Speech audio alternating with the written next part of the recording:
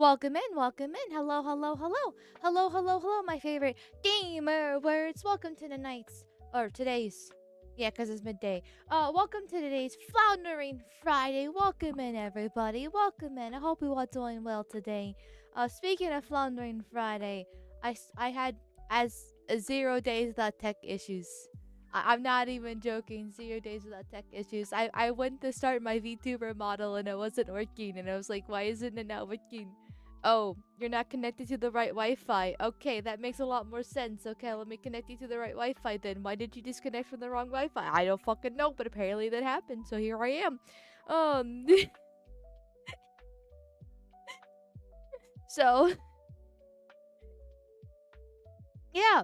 Anyway, we're already off to a great start now, aren't we? Here.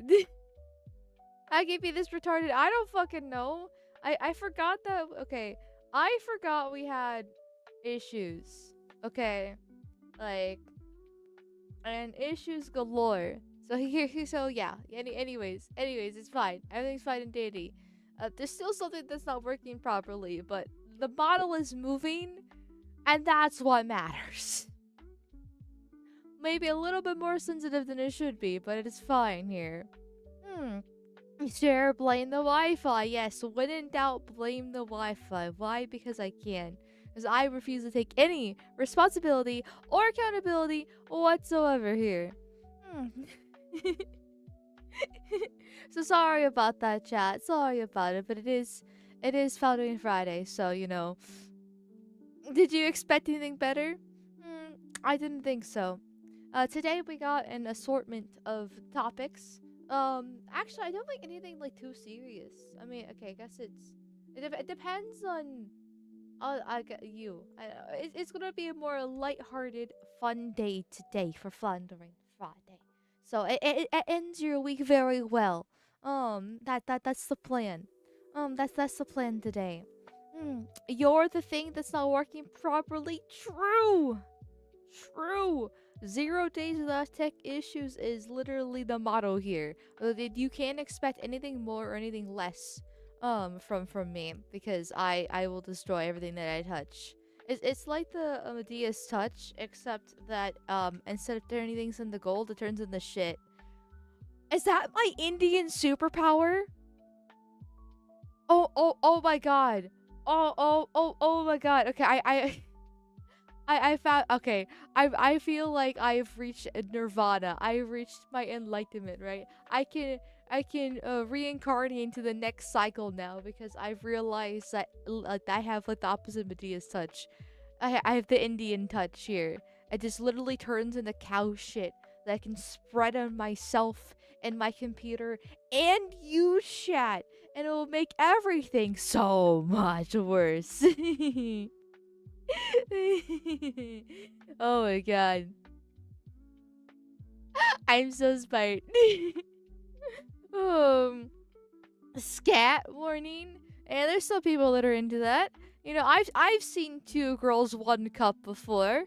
You know, I am part of the old internet guard to a certain extent. Mm. Do not redeem, sir. Do not redeem. Do not redeem. Do not redeem. I will redeem. I'll redeem all the Google Play gift cards, and you could not stop me.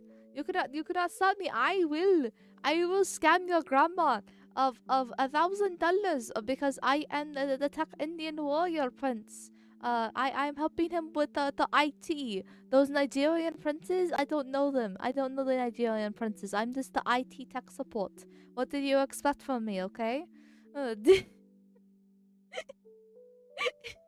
Why the fuck do you remind me of that hell? Because I'm here to ruin your day.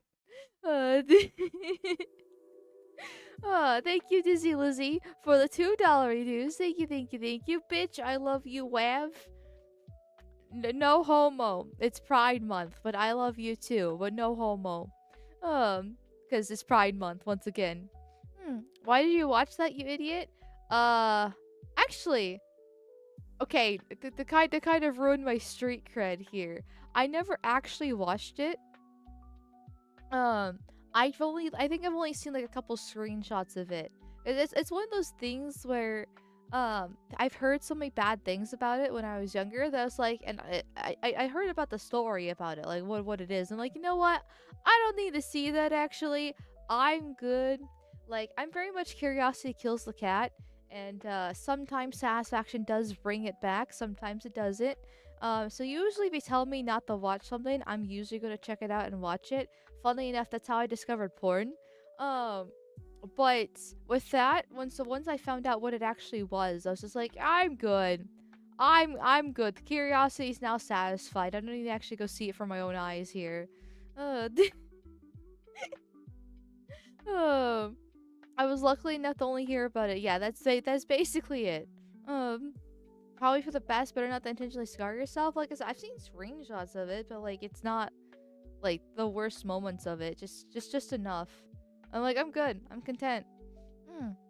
Porn, on the other hand, different story. I remember I was on the bus and I would go to these older guys. Okay, I shouldn't say older guys. Older kids' house. All three of them were boys, though.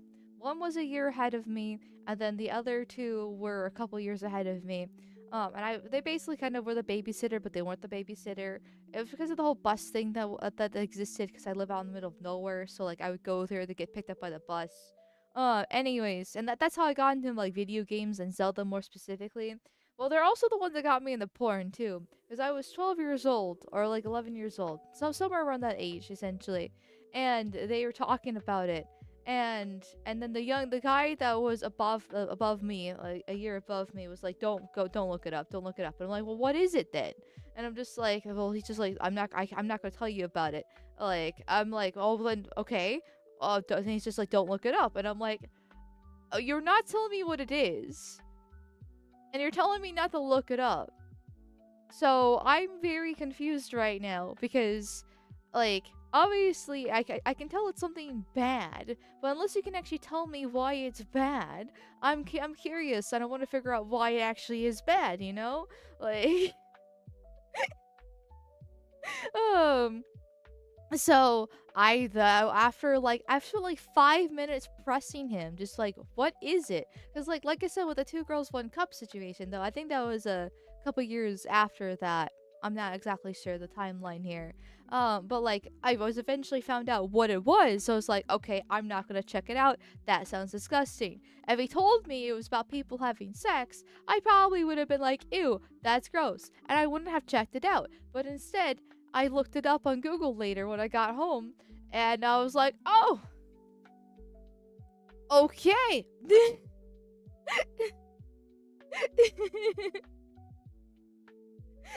um, so then that's how I discovered porn at the age of 12. So should have listened to the older man instead, like a good flame. Well, too bad. I was a 12-year-old that was way too curious for my own good. Um. I'm always the kid that put the fork in the socket. Um, yeah, no, not that, right? Like, I don't know, because once again, right? Like, if you tell me why it's bad and it makes logical sense why it's bad, I'm not gonna do that, right? So if you tell me don't put the fork in the socket, it will electrocute you and possibly kill you, I'm not gonna put the fork in the socket. But if you just tell me don't put the fork in the socket and you don't tell me why not to do it, then I'm gonna put the fork in the socket. Like that's my mentality. Like, you have to explain to me. It has to make logical sense too. Which most of the time there is logical reason behind, why to do something or not to do something. What it is. If you just tell me no, I'm gonna be like, oh, but why? And then I'm gonna figure out why. That's just how I work. Oh, there. See me, someone tells me not to watch something for my own good, I don't watch it. Discovered what Lemon Party and Blue Waffles were through osmosis. I don't know what Lemon Party is, but I do know what Blue Waffles are. For the same exact reason. They wouldn't tell me exactly what the fuck Blue Waffles were, so then I googled it. And I was like, wow, this is disgusting. And then I kind of moved on.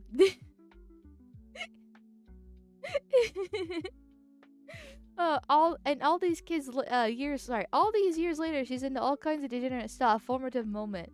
I mean, there is a real discussion there about what age appropriate it is to find what porn is, right? Because if kids find it too young of an age, it will screw them up.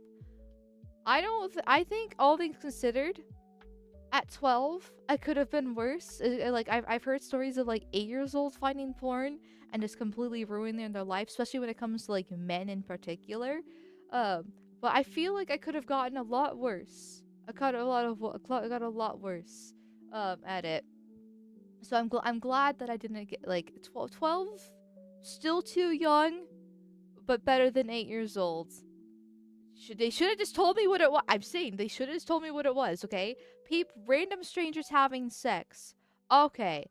Well, I don't want to watch that. I'm not interested. And then I wouldn't have looked it up.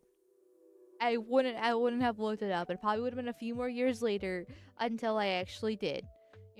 But they didn't tell me. So it's their fault. I'm not taking any responsibility once again. Um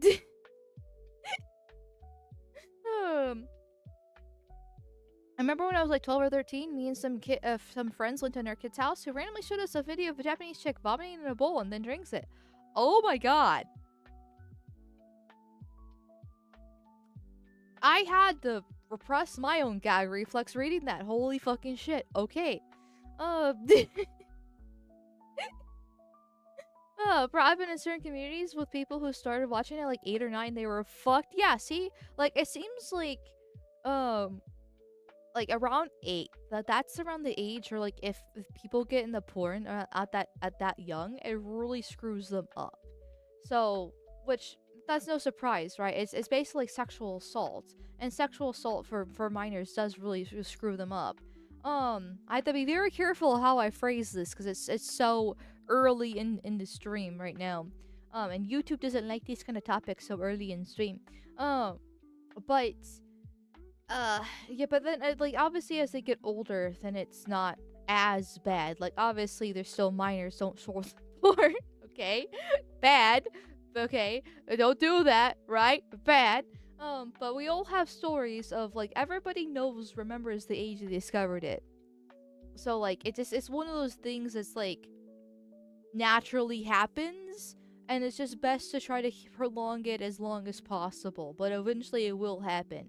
Even if you shelter your kids, if they're around the wrong friends, like Kazinkly handled a story about the Japanese girl, they will be exposed to some fucked up shit because guess what? That child doesn't have good parents themselves. So you need to be very careful. There. Thank you, Dizzy Lizzie, for the $2 reduce. Thank you, thank you, thank you. What made you bisexual? Frazetta's art for me. Well, all women are bisexual. So, that by default of having a vagina, that's what made me bisexual. But I'm pretty much straight. Like I can recognize if a woman is hot, right? But I'm just straight. I like dick too much. I'm sorry. I hate women. I was 15. Yeah, super sheltered. See, that's like a pretty okay. How do I phrase this correctly, right? 15 is a lot older than most people's stories. So, still bad that you're a minor exposed to it. But there's worse. How about that? Does Molly even know who Frazetta is? No. I do not know who Frazetta is. I'm sorry. Like, I can actually, hold on, let me look it up. Because I know, like, Shago was, like, my bi-awakening. I remember having the hots for her as a kid. And then Minna from Twilight Princess was another time. Where I had, like, a revelation. When she went from imp mode into, well, human-esque mode. I forget what her species is. Cause she's, like, from the Shadow Realm. And then I was like, oh shit, she's hot. Okay, Frazetta? Oh, is this an artist? That's like, there's some cool art from this guy, but it's kind of weird that Frazetta is a by awakening. Oh, what, he did a Lord of the Rings stuff? Oh, interesting. I mean, he's a good artist. Still a weird by awakening, but okay. Hmm. Shago and Twilight Midna are both top tier. Thank you. Thank you. I'm glad I have good taste. Uh, um, that's him who drew the famous Death Dealer. Um, I'm gonna pretend like I know what you're talking about. Hmm.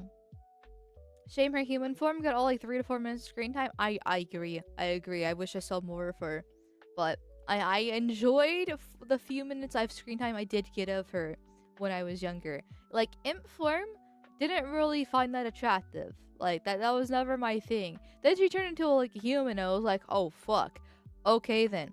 When I played Twilight Princess around 13 years old, and that's already when I was kind of like getting into my whole Tumblr phase stuff. So, like, me being like finding women hot wasn't like a big deal because I was in my Tumblr phase getting groomed that way. So, like, being bisexual is fine, right? You know, being gay is okay. All that like bullshit. Which I mean, all women are bisexual, but there's a difference between like women being naturally bisexual for polygamy purposes versus well, LGBTQ alphabet soup nonsense. Yeah. Yeah. There's a strong difference there. Hmm. I thank you, Maestro Mark, for the $2 reduce. Thank you, thank you, thank you, thank you, thank you, thank you. What do you think, Mal? The tide is turning to anti-racism and white identity after passing Henry Novak? Right-wing super white pill vindicated? Not yes and no. Like, the thing about your white ring super white pill is that it's based on policy, and the policy still hasn't changed. Like, it's a lot of it is just a band-aid, a very small band-aid on an basically being amputated, really. So it's like there's definitely a cultural shift, which is a good thing, which in itself is a white pill, but when it comes to policy, that still hasn't changed, right? Like, I'm glad that there was the protests on the streets for him, but Keir Starmer only made the statement because of how bad the situation got. That's it. Same with Nigel Farage. Like, they never would have talked about it unless they would have gotten such blowback. But it's still policy, right? It's still just to pacify people. It's the nothing's actually changing. And so unless the protests get a little bit more uppity, right, nothing's still going to change. The culture is changing, which is a good sign, which means hopefully there'll be policy changes in the future. But where there's going to be quite a few more white people who are going to be dying at brown hands. Quite a lot. In fact, there's a story I read yesterday of a 23-year-old student at IU that got murdered by a 14-year-old NWA in a parking garage. Like, he was just walking with his family to go to some event, and then he just got shot by a 14-year-old NWA. Because, why? Because it's a 14-year-old NWA, and they shot him because he was white. Like, a 23-year-old white guy who was, like, in the top of his class. Everything was fine and dandy. Normal day that ends in Y. And then dies just because an NWA was let loose. Unless we actually have changes for how we handle them, nothing's going to actually, well, change. So, and that's going to take policy. And the only way to change policy is, well, people in government actually doing something instead of just talking. Or, you know, well, new people get in charge of government. There. All the mainstream has done pro-Ganji's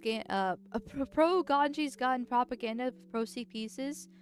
Yeah, but the great thing is, that the non-mainstream sources have been trudging up some, not so great Sikh pieces that shows that they are a piece of shit. In fact, there's one that recently I found out that one of the biggest grooming gangs in the UK is actually led by a Sikh, and it's like Tommy Robinson BTFO'd. So if we can, like, and obviously the boomers watch the mainstream, and you're gonna get some normies as well, but there's definitely a rising tide against it. So like there are white pills there. It's just so we have to keep on pressing forward. Um. So and speaking of super chats and various things along those lines, on Wednesday I missed like a lot of stuff on Kick. So my apologies, Kick Bros, for missing that kind of stuff. So let me go through that. First off, Dan JD92, thank you for being a subby bubby for 2 months in a row. Thank you, thank you, thank you, thank you, thank you, thank you. 7 more months and I'll push you out of my womb. You'll be a Christmas baby. um, and then thank you, Zalia Zizia, for being a subby bubby for 11 months in a row. I'm glad you were able to survive out of my womb for 2 months now. I haven't killed you yet from with my SIDS. Um, and then let me see. The base bird, thank you for 100 warp tokens. I don't know if I thanked you or not on Wednesday. So if I didn't, my apologies. If I did, we'll thank you again. And then let's see, because I know I missed a couple of things. Father to the second, thank you for 100 warp tokens on Wednesday. Same thing. And then I know I missed this one from Father Joe the second for the 500 warp tokens. So once again, my apologies. I'm sorry I missed so much stuff. It just, yeah. I don't have an excuse. I'm sorry. By the way, Amal, did you see that Kirsha is paralyzed? She found out the feds were targeting activist judges and had a paralyzing orgasm. Female privilege. I did see that. I tried looking that up and only found one case from 2025 where a judge got arrested. And so I was not exactly happy about that. Because it was only one case from 2025. That's not enough because we need a lot more judges being arrested. But I guess that's better than nothing. Personally, but still. And then thank you, Seawall, for the $10 ideas. Thank you, thank you, thank you, thank you, thank you, thank you. Happy Friday, all. We've almost made it to the weekend. I know, we're almost there.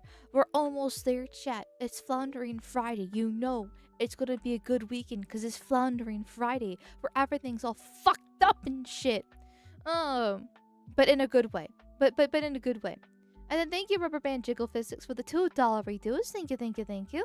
Welcome to your far right podcaster. Today she explains her gay awakening and Tumblr. Hashtag alien isolation. Okay, I will add that to alien isolation. Hey, listen, okay? Hey, listen. Oh, I remember a few years ago there was this whole thing about like why I left the left. Was like this big deal where like a bunch of mostly women were making like these videos like being like, this is why I left the left. And it's usually like the most basic bitch reasons why. Which I mean, hey, you know what? I understand. There's lots of reasons why. A lot of people like Elon's currently tweeting about like the 90s Democrat shit recently because he goes on his like little autistic spurgs, right? And so like I woke up today and I saw like 3 tweets from Elon talking about how he's just like a 90s Democrat. And that's like most people, unfortunately. Is that the fact that they are just like they want like a strong border, but they want legal immigration, they just don't want illegal immigration, right? You know, they don't want people, you know, if somebody commits a crime, they want them to be, you know, locked in prison. You know, maybe the death penalty, they're feeling a little extra spicy. They don't care about the skin color because they're racially blind. They just want people locked up. They don't care if it's actually more browns that do it. Even though it's clearly browns that are doing it. You know, that's like most people, and that's the whole like left situation. And so like, and I mean, I would like to think I'm further right than that personally, but remember, women can't be based. And so like, you know, I have my own little story of like why I left the left. And you know, that was just during my left-leaning days for like 2 years, 2 or 3 years of my life. It was a very short time period when you think about it. Thank God for having a shit mother, a strong father figure, and Sargon avocado.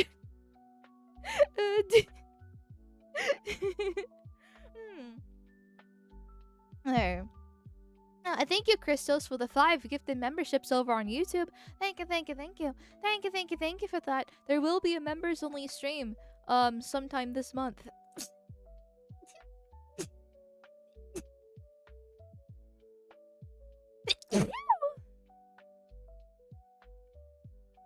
I need to blow my nose. I'm sorry. 1 second.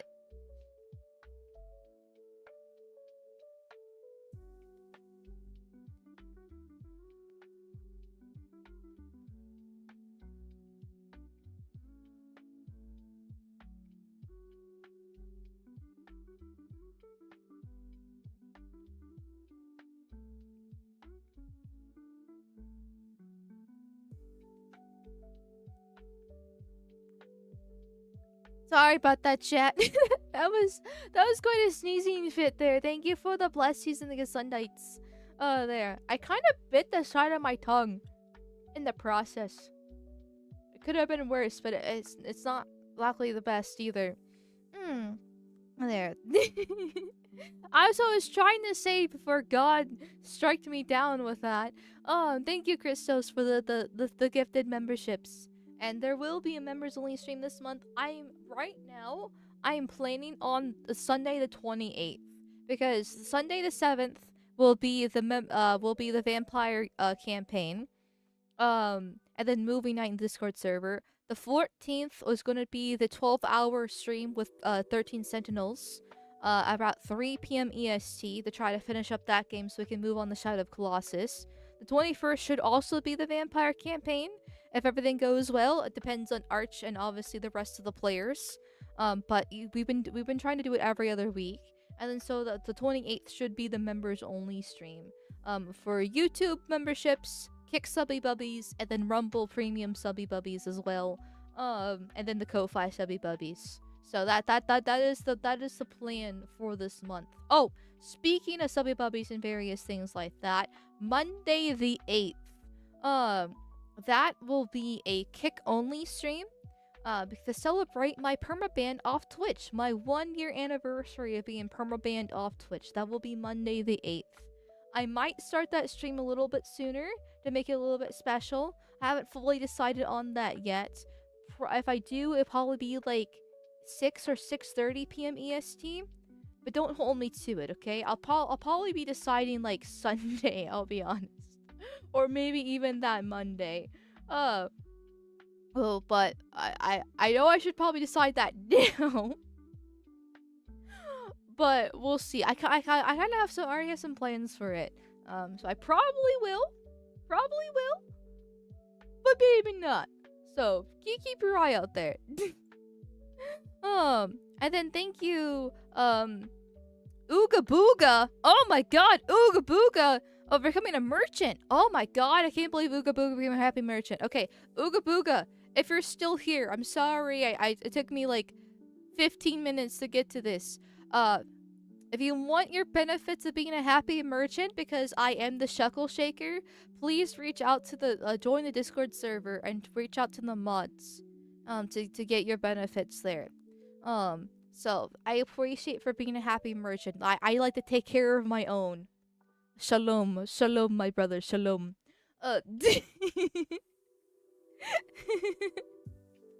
Oh, there. Thank you to the chickens for the $5 reduce. Thank you. Hi, Amal. AD, everyone, please see new new video in this clown-based lifeform series, and bless you. Well, thank you for the bless you. What is this news fist thingy? Hold on. Let me pull it up. I may or may not watch it. Depending on how long it is, and I also have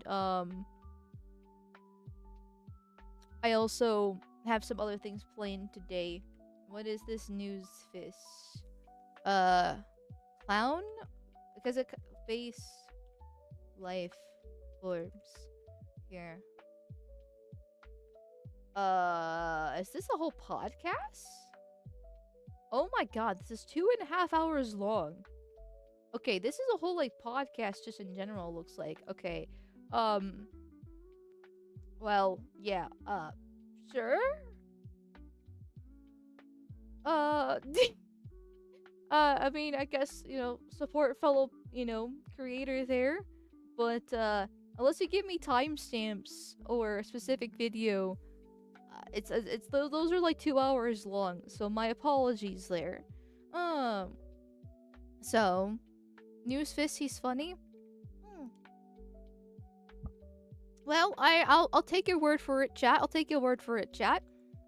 But if you do want me to watch anything specifically, please tell me the video and give me, and especially if it's a long one, tell me timestamps. Because if it's over an hour, that's not happening on stream. I'm so sorry. The only exceptions are Sam Hyde and Shoe on Head. Because listen, come on, do I need to explain that? Thank you. Oh, there. Um, Speaking of topics for today, I did have some things planned. So the first one is a white pill. A white pill today. I forgot to change the source on OBS. God fucking damn it. One day I will be good at consistency. Today is not that day. Okay, there we go. So to remind people of the state of the world. Unfortunately, we have too many nons in America and the Western world in general, and these nons like to go on murder sprees. Why? Because they can't think 15 seconds ahead. They have no impulse control. They don't have a frontal lobe. They're fucking retarded. But they really like murdering white people. And last year, back in March of last year, there was a case where in Texas, where a white boy named Austin McCaff was at a track meet, and a non, Carmelo Anthony, was also at that track meet, skipping school that day. Well, I guess he was on suspension. Regardless, he was not where he was supposed to be. Well, he was actually hold on. It was Saturday. Sorry. It was over a year ago, so some of the little finer details are a little bit more blurry. My apologies. Regardless, he was not where he was supposed to be, and he decided to stay underneath a track tent for this track meet. Once again, not where he was supposed to be, and it was raining. And Austin McCaff asked him to please leave because it was for the track people there. And Carmelo Anthony refused to, and Austin was like, "Please leave." He refused to. And then he decided to stab Austin because he was getting kicked out. Why? Because it literally is that simple. Because he was upset that he was being kicked out of the tent and it was raining, and he wasn't where he was supposed to be, and so he killed Austin McCaff. It's amazing how that works, isn't it?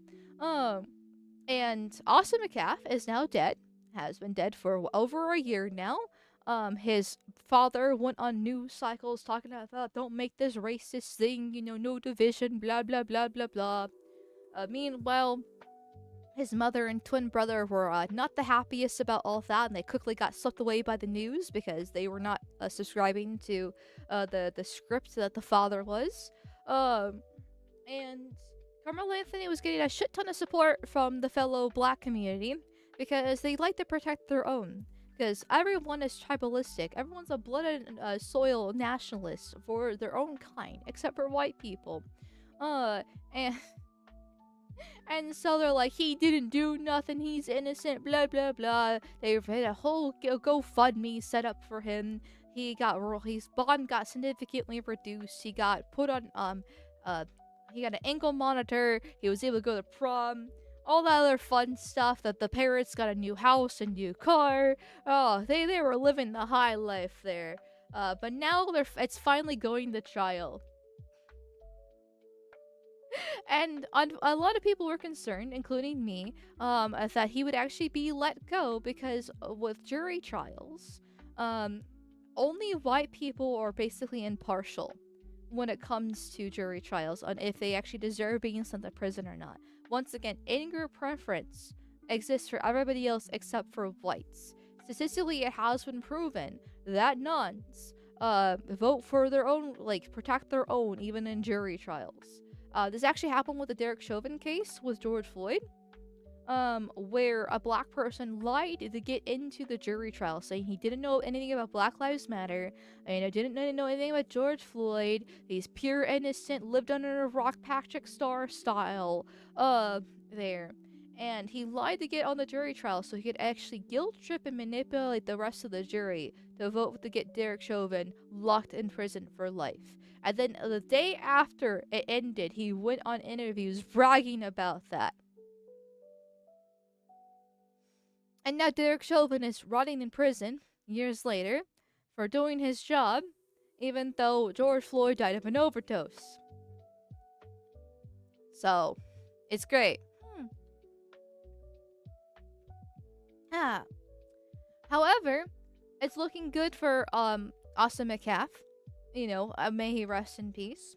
Because a potential Carmelo Anthony juror was dismissed after saying he could never send him to prison. He looks like a child. Well, yes, because he was 17, which is technically legally a child, a minor. But he still murdered somebody for no reason. And when you're that old, you can be sent to prison for basically treated as an adult when you're that old, because you're not that far away from 18 and you still murdered somebody knowing full well it's murder. But he didn't fucking care.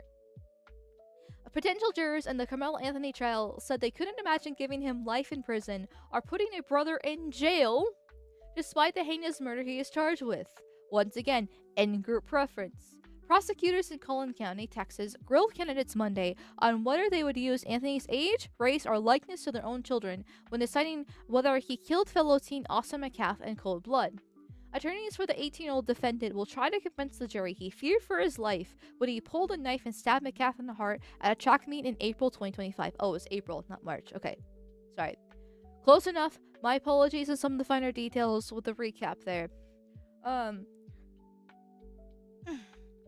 He looks like a child, several said in questioning relayed by WFAA, when asked if they could consider a license for the teen who had been charged with first-degree murder. I don't think I can make a decision about someone so young. One mistake, one argument, one conflict. You can't say he's a bad person. One potential juror told Assistant District Attorney Dewey Mitchell. He fucking murdered somebody! Like, I know this is a faraway concept for nuns to understand. But, like, I understood murder was bad at, like, 8 years old. Probably even younger than that. Like, you just don't go around killing people for no reason, okay? And, like, that's exactly what happened here. I read the police report on stream last year. Unfortunately, the VOD has been swept away to the abyss because my channel had to be wiped. Excuse me. But, like, well, I'm not gonna pretend like I remember every single detail about the police report. I do remember in the police report that Austin really did try to de-escalate. And it did not really work very well because then he got stabbed. And it's like, it's not one mistake. Like, it's not even really like self-defense. Like, you don't, like, even if you're shoved, okay, right? Even if you're shoved, right? They'll push you out of the tent of the track meet here. It doesn't mean you stab in response. Like, the worst, like, the most escalation that I could possibly see is into, like, a fist fight. Which, between two men, right? Because that's what, they're both very young, but, like, they're about to turn 18, okay? Like, they're obviously, they're physically strong. A fist fight can turn deadly. Especially since nuns don't play fair. But a fist fight is different than a knife. Like, there are degrees of escalation when it comes to violence and self-defense, right? And if you get shoved, you shove back. And then somebody swings a fist. And then you swing a fist. And then it turns into a little bit of a brawl until one person's either knocked out, or one person clearly wins and they're panting, a little bit bloody, a little bit bruised, and they walk away with respecting each other, knowing the winner. Or, when you're fighting a nun, you might die in the process. So like I said, they don't play fair. In fact, Chud the Builder is a good case of this, right? Seeing that he walked away from the nun, and the nun jumped him and started beating him in the back of the skull, which is very deadly. And but if you get shoved and then you pull out a knife and stab, you're skipping a lot of steps of escalation there. And then obviously if you get shoved and you pull out a gun, that's an even bigger step of escalation. Like, you don't just stab people.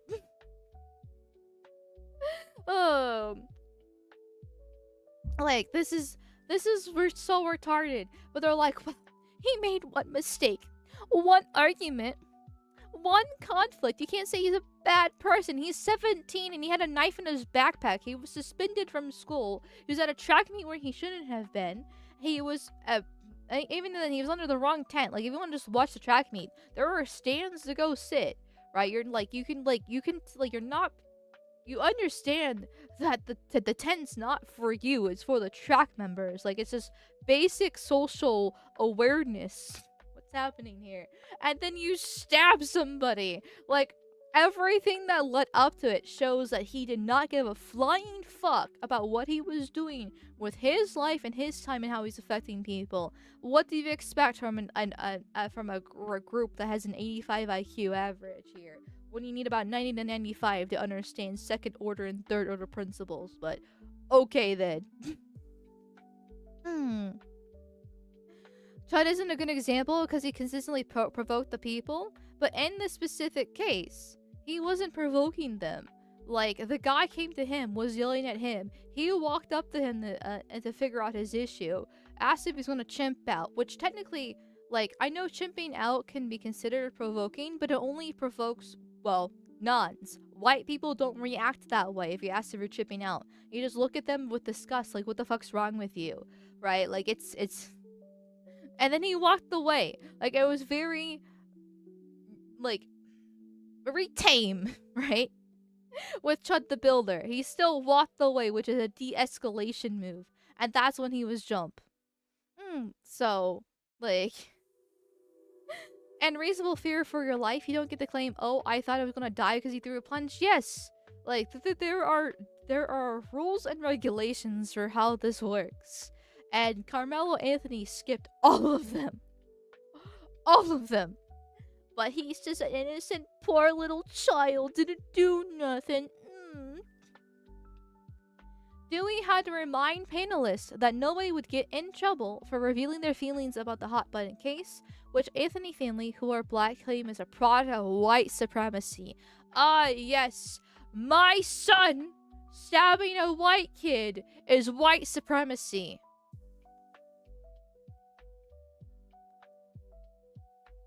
I'm not sure how that makes sense, but okay. Michelle asked panelists how they would feel about this statement. I don't feel comfortable finding an African-American male guilty of murder. I don't know if I would feel right putting a brother in jail, one candidate said, according to a WFAA. Once again, racial tribalism right here. Like, you are, like, obviously they're trying to hide the race here within the article because they're supposed to be anonymous for these jurors. But everything they're saying makes it very blatantly obvious who they are. I don't know if I would feel right putting a brother in jail. Racial tribalism. Why? Because everyone has an in-group preference except for white people.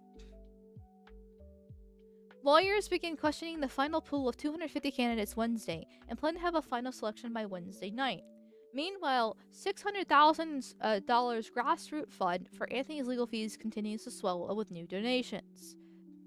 Funny how nuns have all this money to donate to a nun that murdered a white kid, but they don't have enough money to not be on welfare anymore and leech off my taxes and drink their pineapple Kool-Aid mixture disgusting slop that they have. Where they had the money to buy the cigarettes and weed, but then go to the gas station and buy candy and pop there. It's funny how they have the money just out of nowhere to donate to the legal defense fund here for a murderer, but they don't have the money to pay for their own fucking bills and live on Section 8. Just a little bit of irony there. And I'm sure there are white people donating it to it because they have white guilt and they believe what's the story, you know, like they don't want to be considered racist. So I'm sure there's a decent amount of money there. But I remember when the GoFundMe started for Carmelo Anthony, it was mostly nuns throwing a huge amount of money towards him. Suspiciously a lot of money there for him. I wonder where they got the money from. Welfare can pay better than a job for some of them? Oh yeah, like, and I can't, like, the thing is, I can't really blame them. Like, I heard a statistic, I haven't verified this for myself, but I heard a statistic where when you add up all the welfare benefits, like if somebody's on basically all the welfare programs, right, Section 8, food stamps, you know, single motherhood assistance, disability, which a lot of these nuns are on, specifically from this community of descendants of slaves, that they can total out to be like $60,000 a year is how much money they're receiving, when you kind of add it all up together, and it's like the average income for an American is like $40,000 a year of working a normal job, and you're telling me these people are getting about $60,000 a year just on welfare when you add it all up together? Are you serious? So like the working class, the average working class, trying to make ends meet, doing the right thing, working right to themselves to the bone, trying to actually not abuse the system, is making less, and because their taxes are going to people who are leeching out the system, who are now making more off my own fucking tax dollars.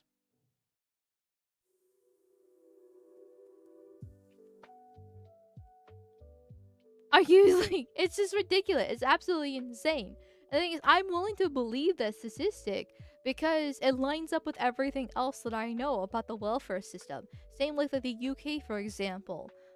Where about, if I remember the statistic once again correctly, it's about over 50%, or it's like in between like 40 to 50% of people are on welfare in the UK now. It's insane. Like, there's no valid reason why that many people should be on government assistance. Ever. Ever. Welfare is supposed to be a safety net for those who have really, had hard times. Really bad times where God just hated them and smited them and struck them down situation, right? Not just because you don't want to work or you're not. But that's 9 times out of 10, it's, well, both. There. It's insane. More than people making 6K normally? Normal people have to pay taxes on the 6K? Yeah, exactly. Like, it's horrible. Like, my taxes are paying for my own detriment here. My own replacement, by these nuns that are just breeding like rabbits and not doing anything and stabbing and murdering. It's like, okay, well, why am I paying taxes again? No, like, seriously. Like, because I have to pay, estimated taxes, quarterly estimated taxes, right? Actually, that reminds me, I need to actually do that here soon. And it's like every single time I do it, I think to myself, why am I paying my taxes again? I mean, obviously I do for legal reasons, right? But it's like, why? Well, what's the benefit that I get from this? I still have potholes in the road. I don't get any assistance myself. Why am I paying taxes? Like, my government's trying to actively replace me with nuns and don't care if I get stabbed or raped. Like, why am I paying taxes? Pay taxes to spay and neuter them. I'd be down for that, frankly, but I'm a eugenicist. So, take that as you will. But back to the article, because I've gotten way off topic here. Many grassroots sympathizers see P.E.P.E as a white bully targeting a black victim when he tried to shove Anthony, then 17, from under a pop-up tent during a rain delay in the track meet in Frisco. Okay, so what? Like, it's a track meet. There was this tent here, specifically for the track participants. Carmelo was not supposed to be there. He refused to leave.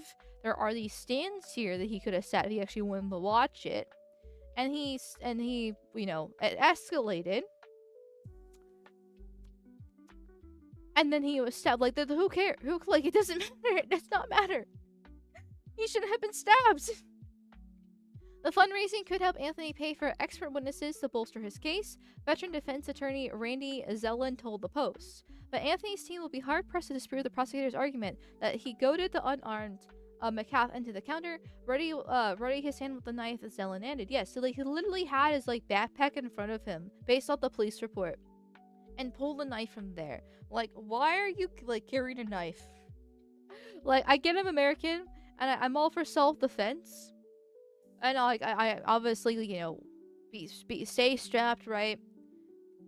And so having a pocket knife or a knife on you is not exactly the end all be all But when a non is just carrying a knife in a backpack, you know it's bad intentions here. Like, I am for racial discrimination because chances are they will use that to murder somebody. And guess what? That's exactly what he did. Also, there's usually rules and regulations on school grounds to not have weapons to try to prevent this from happening. Because, once again, they're trying to protect people. Now, you can argue whether or not, okay, you should be able to have a gun, self-defense weapon on you even on school grounds. And, I can sympathize for the argument because, once again, Second Amendment. But knife and non equals murder. And that's what happened. Like, it doesn't, like, once again, escalation doesn't make sense. Logically, there's no valid reason for him to actually murder McCaff, but he did. And here we are. Also, notice how there are no videos. Like, there was a bunch of people there during that moment. You can even tell because you can see, like, everybody's stuff had to be left behind for the crime scene, right? So, I remember from the police report, there's, like, 20 people there, roughly. It was a significant number in the double digits. So, like, there was lots of witnesses that were there that watched it happen. And you don't tell me in the modern age, right? Year of our Lord, well, this happened 2025, that nobody recorded the incident, even if they didn't get the stabbing on hand or the escalation right beforehand, the actually record it. You don't tell me nobody recorded anything at a high school track meet with about 20 some people there. No one pulled out their phone whatsoever. Yeah. So why haven't we had any, like, recordings? Like, why haven't we had the school footage come out in the public? Oh, is it because it was unjustified? You don't want to start a race riot? Because when this first initially happened last year, there were talks of racial riots happening from both sides. There were major protests for people who were, from the whites, upset that another white kid was murdered senselessly by a non, and by the nuns for being like, oh, white privilege, oh, you're racist. Thankfully, nothing actually happened, right? Because violence bad, disavow. But it was heating up pretty badly. And then it just kind of died down. I forget what killed it. But I like everything. When things start heating up a lot, something usually comes in and kills the momentum. And it does make I know I'm sounding a little bit tinfoil right now, but it is funny how that always works. When things finally get heated up or you feel like there's something bad's gonna, like, something's about to go down, just disappears. Overnight. Oof. Interesting how that works. Like Arena Zaruska, for example, right? Another example of a white person being stabbed by a non for literally no reason. She got stabbed, things were heating up for a few weeks, and then Charlie Kirk got assassinated, which arguably made things worse, but it definitely changed the attention from her and to Charlie, and it also stopped the race talking because Charlie wasn't assassinated by a non. So it was by a white guy. That was really fucked up. And so I still, like, obviously it was a huge tragedy, and he should have been assassinated. But anytime, like, racial tensions finally arise, something happens and just changes it. And, well, it's funny how that works. And even, like, in the UK, going back to, like, the Henry Novak situation, that's been talking about for the past few weeks, that has only been escalating. They're trying to bring Bonnie Blue back. Notice how every single time that anything happens with any nons in the UK where another white person gets stabbed, with, like, mostly with the grooming gangs. But, like, any time there's racial tensions in the UK, Bonnie Blue gets brought in. And, like, that's one of the reasons why I don't really actually talk about her and what she's doing, even if it is vile, because I know she's just a distraction. Literally, people have actually tracked times where grooming gang, or just basically, at this point, nons in general, start becoming hot topics. And when Bonnie Blue gets thrown into the fray, and it literally lines up to the T here. And sure enough, with Henry Novak, Bunny Blue's coming in, and there's a story about her doing some heinous, disgusting horror shit. And it's like, well, thankfully people are already tired about her, so nobody really cares, so the psyop's not working. But it is funny how it works, isn't it?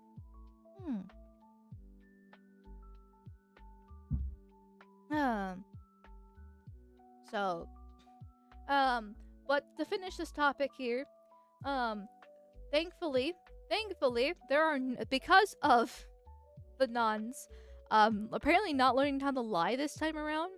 It's kind of surprising, but then again, they can't think 15 seconds ahead. There's now no nuns on the jury. It's an all-white jury trial, and needless to say, the black community is a little bit upsetty about that. But they shouldn't have answered honestly. They should have been like the guy from the Derek Chauvin trial and lied, because that guy clearly had above 85 IQ. Obviously the 85 IQ is average, right? So there's going to be above average intelligence. The black guy in the Derek Chauvin trial was above this. The guys, the nuns that they were interviewing for Carmel Anthony, clearly 85 IQ or lower.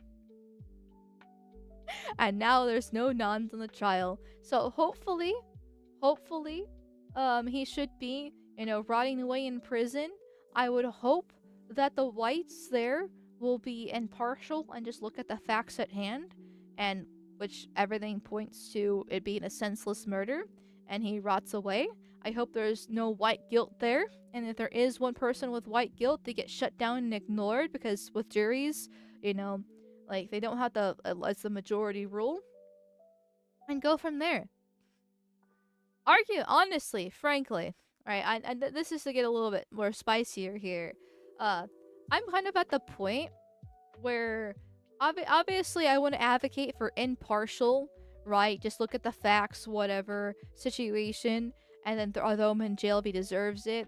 But I'm getting to the point where I'm just like, I want to advocate for racial tribalism as well, because the nuns are going to be like, well, I don't want to, hold on, let me see. Shit, yeah, I don't want to throw a brother in jail, I don't feel like that would be right, that's unfair, I don't feel comfortable finding an African-American male guilty of murder. Okay, I can't exactly do a black accent, I'm sorry, I'm too white for it.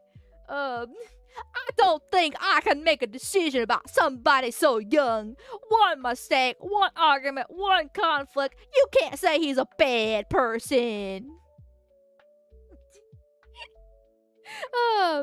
Like, if they can get away with it, right? Which, I mean, they didn't because they weren't on the trial. But, like, the fact that they're trying to advocate for that, and regardless, I'm like, white should basically do the same. Just the more nuns you lock up in jail, the better, right? When 1 in 3 black men's a felon, okay? I'm just saying, I'm not gonna take my chances. When rich, affluent blacks can still commit more crimes than the poorest of whites, I don't want to take my chances, okay? Just throw them all in the jail. Problem solved.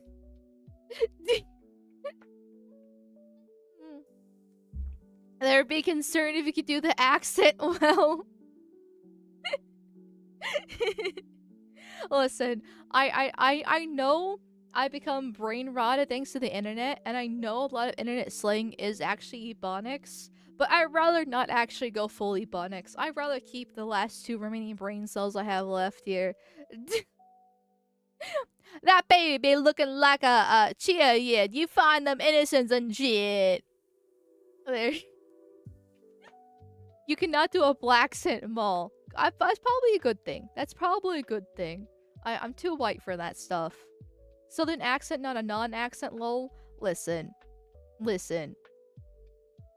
There's the look. It's the same map. Once again, it's just the same map over and over again. Just the same map. Okay. I love that meme, even though it's so sad. I'm just saying that maybe the Confederates had it right here. Actually, hold on. Let me see if I can find the map, because I love the map meme. If I could spell. Can I spell the map? I don't know how to spell the map.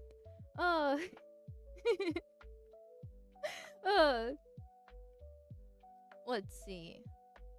Okay, I found one of them, but it's not funny enough in my personal opinion. Let's see. Okay, well, alas, I'm not finding what I'm looking for here. However, can I find something else I was thinking of? You know what? This will work. Will this work?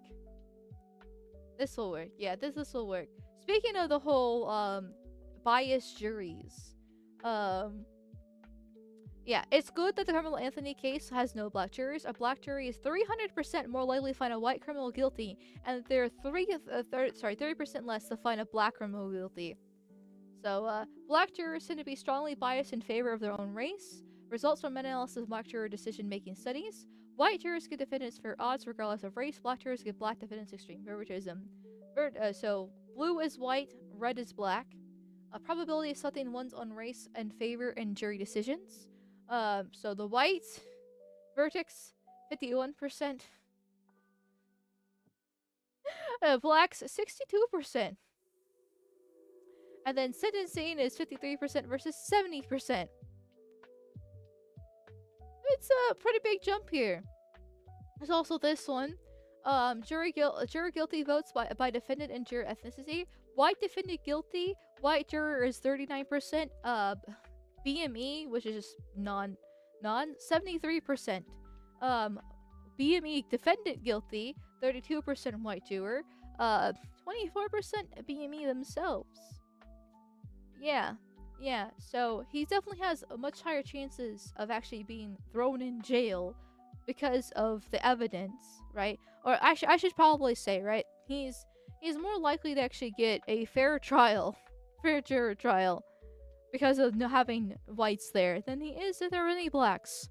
Thank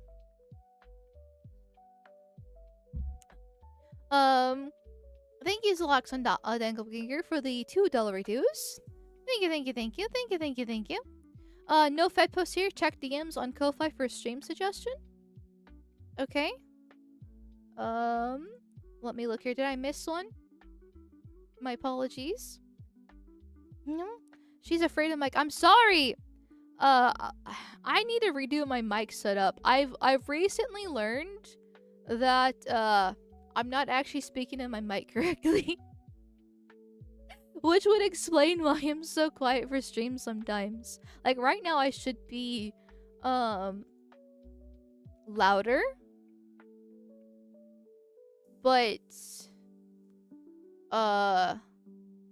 yeah, but if I turn away like this, I'm probably a little bit quieter. Well, listen, I never claimed to be smart, okay? I have 112 IQ. I'm the perfect midwit. It's great. Also, Zalaxcon, I don't see the stream suggestions on Ko-Fi. My apologies here. Here. Okay. There we go.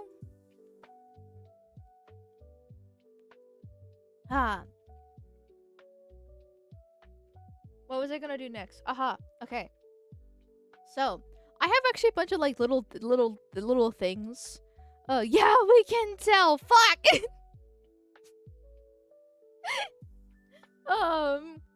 Okay. I not to read more New York Post articles, but I saw this one and I saw some screenshots from the article, and I was like, I gotta read this on stream. The nasally voice coming in loud and clear? No. Well, I'm kind of confused. I'm kind of confused because, like, I've been told many times I apparently have a cute voice or, like, a good voice. But, like, if it's a nasally voice, how is that a cute or good voice? Like, that doesn't make logical sense to me. Like, I know I have a nasally voice, which is why I don't believe when chat says I have a good voice. But, like, it's... yeah, it doesn't make logical sense. There. Like, I don't get it. Wait a minute, the P.E.P.E hoodie reparations and shit. Oh, fuck. Well, thank you, Zalaxon. I realized. Sorry, it took me. I didn't realize that till now. But with that, the YouTube bros have unleashed the P.E.P.E hoodie. Shadilay brothers We will free Kekistan in the year of our Lord 2026.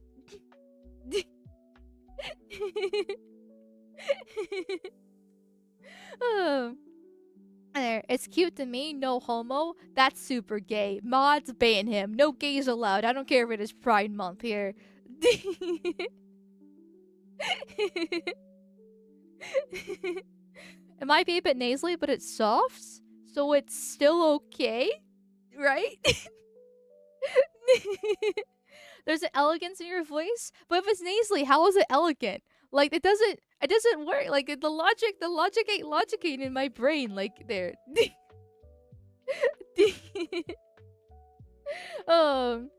Your voice is fine. Is the pronunciation and tempo good? I guess. Question mark. I mean, as long as people like it, that's what matters, right? Like obviously, as long as it's sorry. Mods actually did type him out. That's beautiful. Thank you, mods. We don't like the gays here. We throw them off buildings.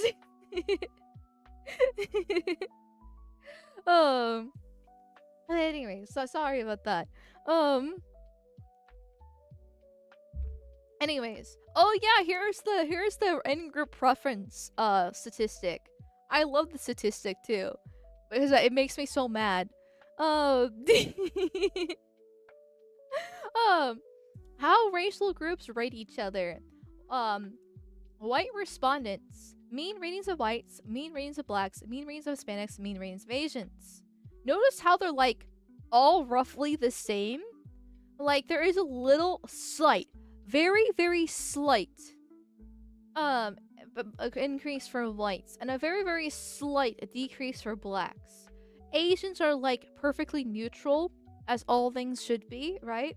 Oh, sorry, Hispanics, not Asians. And Asians are like slightly lower, but like a little bit higher than blacks. But it's basically a perfect line, especially compared to, well, Hispanic respondents, whites, all the way down on the bottom, blacks somehow in the middle. Hispanics are way higher as in-group preference. And Asians are slightly lower than blacks, but still roughly in the middle there. But notice how whites are completely shit on because they hate them, and they love fellow Hispanics. Black respondents are even better here. Whites are fucking way on the bottom. Way over here. Blacks are way over on the other side. Hispanics are pretty low, but nowhere near close to whites. And then Asians are low as well. Close to the whites, but still not the very bottom. Which explains why Stop Asian Hate got dead in the tracks very early on, because they realized who were attacking the Asians there. Asians are the only one that are, well, closest to whites in the sense of in-group preference. But even then, it's still a wide disparity, with, once again, whites being at the bottom, blacks also being pretty close to the bottom, actually still being slightly higher than the Hispanics, somehow, even though the blacks are the ones punching them, but okay. And then Asians being most preferred. So, but they're the only one where the bar is, well, not as wide compared to the Hispanics and the blacks. The blacks are such a huge disparity. It's insane. Whites still basically, like, that's basically a straight line. Like, it's a straight line compared to the rest of the races here. Insane. Like,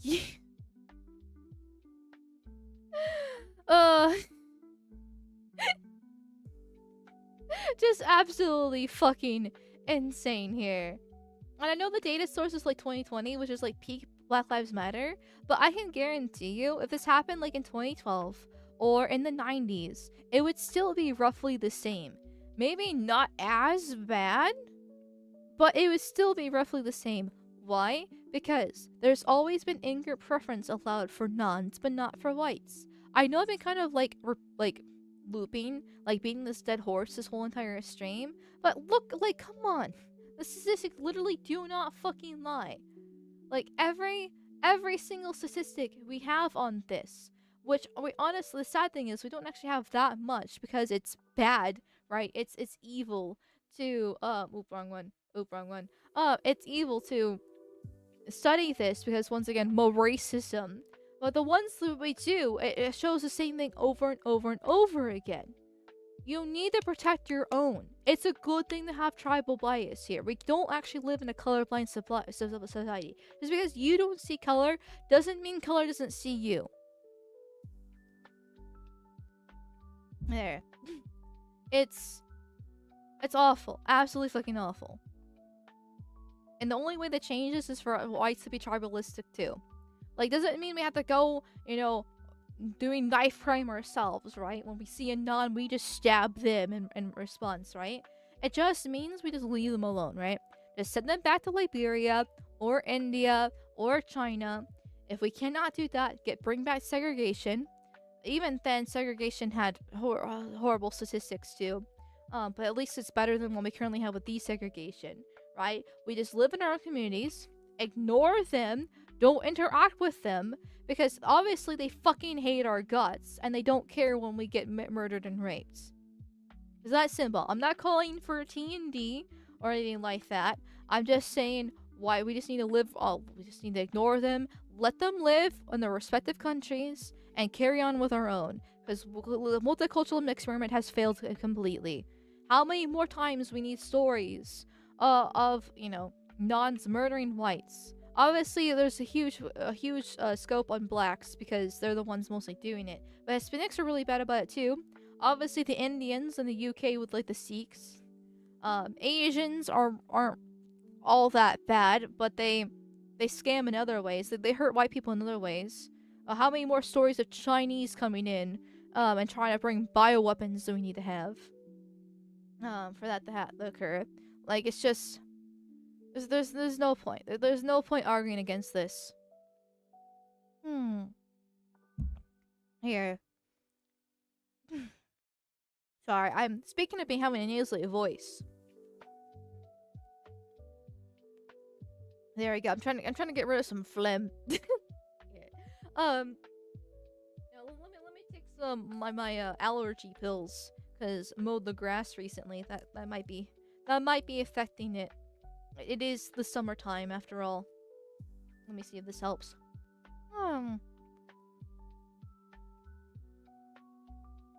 Okay, there we go. Anyway, back to speaking of nons and various things. I saw a bit of this article on my timeline, and it very much piqued my interest but we'll get to it. We'll get to it here. Racist state trooper resigns in disgrace after wife reveals shocking white supremacist messages in divorce filings. An Arkansas state trooper resigned in disgrace after his wife unveiled dozens of disgusting racist texts he sent her as evidence in their divorce proceedings. Michael Austin Kennedy, a father of two, left the Arkansas State Police on May 15th, more than a month after his wife of 12 years included a shocking, hate-filled text in her divorce filings. So first off, women. Like, okay, I don't know why they're getting divorced. Maybe the article will explain as to why. But why would you use his racist text as evidence in court? Like, why is that, like, what is his opinions on nuns matter in divorce, right? If you're gonna be taking everything, including the house and the kids, I know that you want to use as much evidence as possible, right? But, like, if you're divorcing him because you're unhappy with the marriage, or you're cheating on him, or whatever the case is, right, while he's getting divorced, why does racism have to do anything with it? Like, I know why. She's just trying to use as much evidence against him to fuck him over, because women are fucking evil creatures, and they need to be locked down ball and chain. Like, we need to bring back beating women. But, like, come on. Still, like,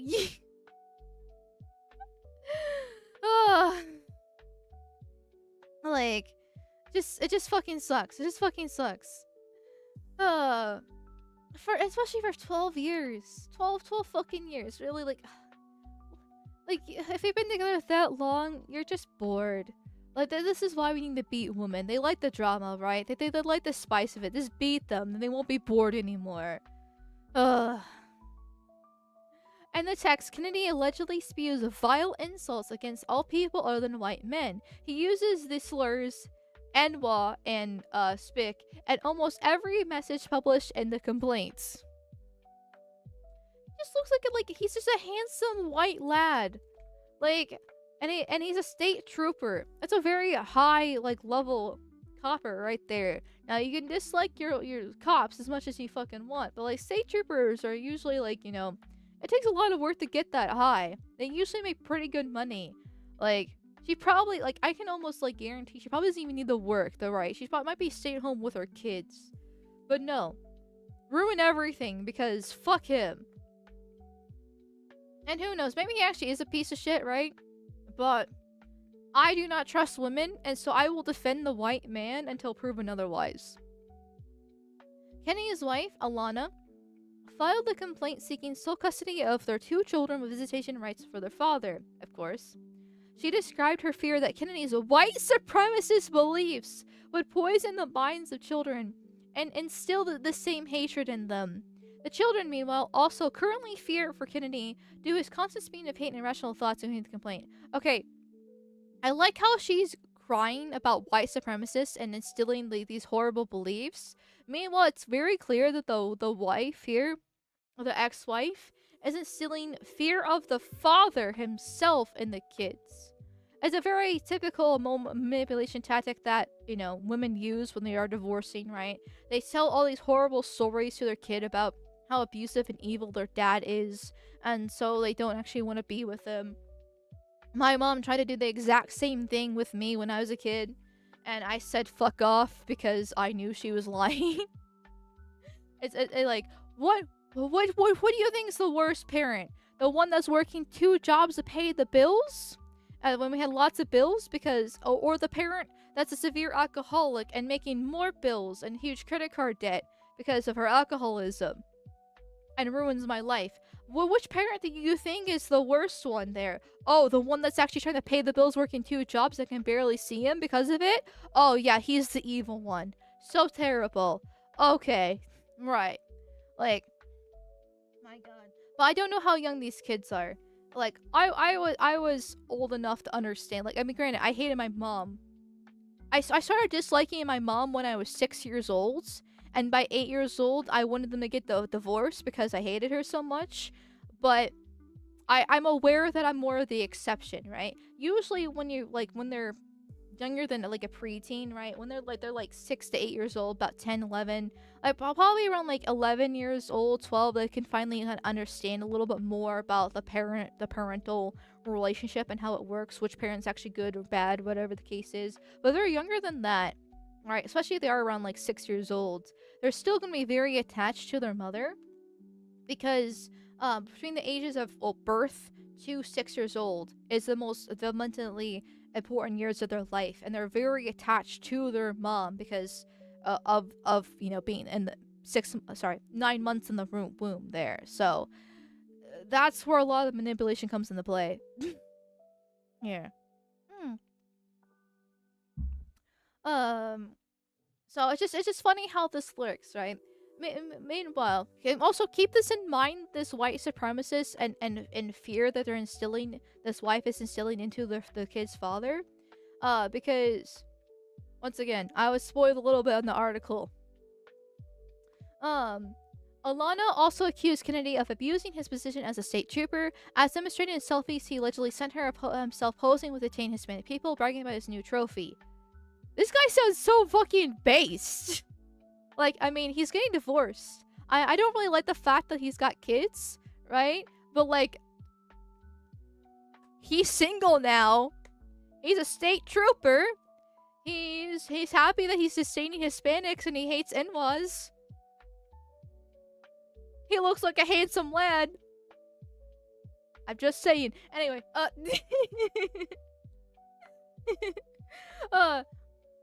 in several messages, the trooper repeatedly states his twisted beliefs, ranging from the banishment of Muslims from America to repealing the 19th Amendment, which granted women right to vote. Oh my god! This guy is amazing! And he's currently single, apparently. Why does he have to have kids?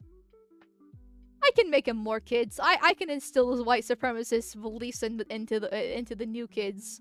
If they're gonna be brainwashed by the evil mom, then I'll make him better new kids for him. Holy shit, this guy's amazing. Oh, holy fuck. Resign and disgrace them all? Okay, okay, that's true, right? He's not a state trooper anymore. You know, he probably won't be able to become a state trooper again in any other state because of that track record on him. Fuck. I'm sure I can help him find a new career path. Maybe he can become an ICE agent instead. I heard they were hiring last year, right? Are they still hiring now? And he likes, you know, collecting spics as trophies. It sounds like that's the right way to go for him.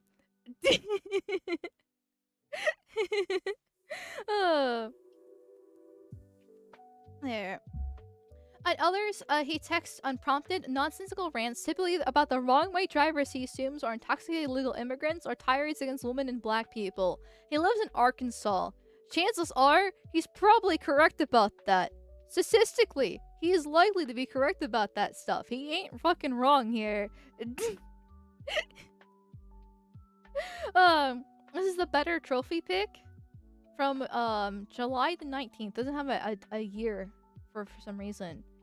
Okay, like this guy sounds great. Oh look, it's the usual suspect doing the usual crime, and it's a, let's see, I can barely read that. ASPICAC Task Force rearrests a volunteer coach on rape charges, and he's a non. I mean, he's not wrong. Bunch of NWAs and a white girl in the middle of the picture. 3 white girls on the homecoming court. They have been 9 queens though, period. They breaking barriers. History. Blackfist 100%. And oh my god. This guy's hilarious. Can he claim the text used in the filings were outdated? I mean, he's just trying to defend himself, but like, he's not fucking wrong. I hate women. I hate women so fucking much. You have a based white man who's given you 2 kids, trying to make his state safer by being a state trooper. Sounds like it actually is a good legit cop here. And nothing he's saying is actually bad. You're with him for 12 years. You're okay with these texts, more or less. I imagine, like, if she was uncomfortable about this, because, because there's multiple of these texts, right? So, like, either she agreed with him, I hope, or maybe she, like, laughed along with it. Ha ha, funny joke if she wasn't comfortable. Like, can't you just talk to your husband and be like, hey, I don't agree with you on these viewpoints. This makes me uncomfortable. Please stop doing it. Then he knows not to trust his void with these messages. He clearly felt comfortable enough around her to do this. Like, he trusted her. Oh my god, don't fucking trust women. Oh my god, they literally just ruin your life or the stupidest fucking shit. Holy, oh my god. Oh my fucking god. Like, this is... this is making me sick. I hate women so fucking much! So obviously this woman did not... I know she clearly did nothing that, but like, why? Why? Like, I still don't know why the divorce is like this. Maybe he is actually, like, a psychopath and murdering girls in his free time, right? I highly doubt that, but maybe, alright? But, like... Still... I just hate this so fucking... I hate women. Like, I still want to advocate, right? I still want to advocate for marriage, because I feel like that is the right thing to do, right? Like, we're living, we are living through the hard times, right? And hard times make good men. And so, like, we have to trudge the system, right? This is our famine. This is our war. You know, this is our, you know, plague that's going through currently. And, like, our ancestors were able to live through all of that and went through hell and back to get us to here, right? You, like... like, this is our version of it, and the modern sense, right? Because we don't actually, because we were so technologically advanced. So get married and have kids. But the more, like, it's so hard. It is so fucking hard to advocate for marriage when it's just non-stop problems for men. Like, there are almost zero reasons why men should get married. And I still want to advocate for it because it's still a good thing, right? I'm a traditionalist. But holy fucking shit. We have the state trooper, absolute Chad, very, very handsome, gives you two, I'm assuming, white kids. Here, making good money, been with him for 12 years, and I'm assuming she just got bored one day and wanted to leave him. And here we are, there we are, like, 12 years, he clearly trusted her, all down the drain because of women. Like, just because. Yeah, I hate women. I hate women so much.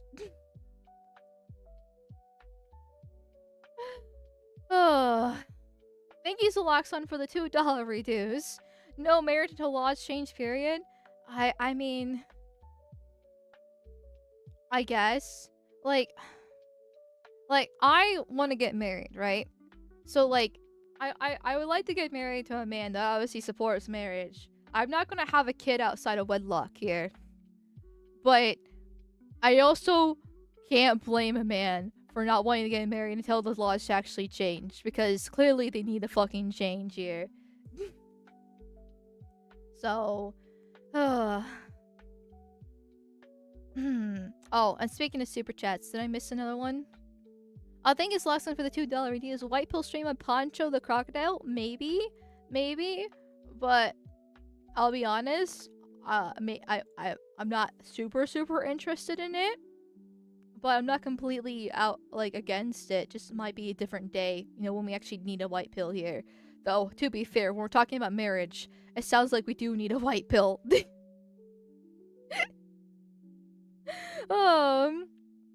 Here. So, a major problem is that people can completely deny that male and female psychology is different. The downsides of female psychology exist and the traditional gender roles are... It cut off there. Is that because I was reading Kick Chat on YouTube? Are typically about addressing those shortcomings. Yes. Like, we need a complete revamp of, like, society. Well, like, seriously, his whole supporting repealing the 19th Amendment would be the right thing. But alas, that is not the case here. So, anyways, he frequently demeaned his wife for her goodwill, saying that he didn't hate immigrants enough. Well, that's because she's sheltered, right? Like, he is out there on the job, actually seeing, but, like, what's happening on a day-to-day basis. Unfortunately, she's not trusting your stories. But, like, she's not seeing that, right? She's ingesting mainstream news. She's on TikTok too much. Like, this is why women need to be banned from the internet and be controlled, because they're going to trust authority, and if they don't respect you enough, right? And they're told that the government is the better authority, or whoever on TikTok is, like the girlies distorting relationships, they're not going to respect and trust you, even though you're actually living through everything in real time.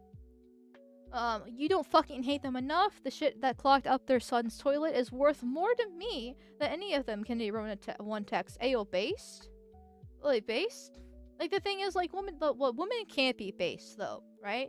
Like, that's why she doesn't hate them enough. Because she literally cannot understand it. When Alana texted him a warning about traffic buildup on a local highway, Kennedy claimed that a Hispanic man was responsible.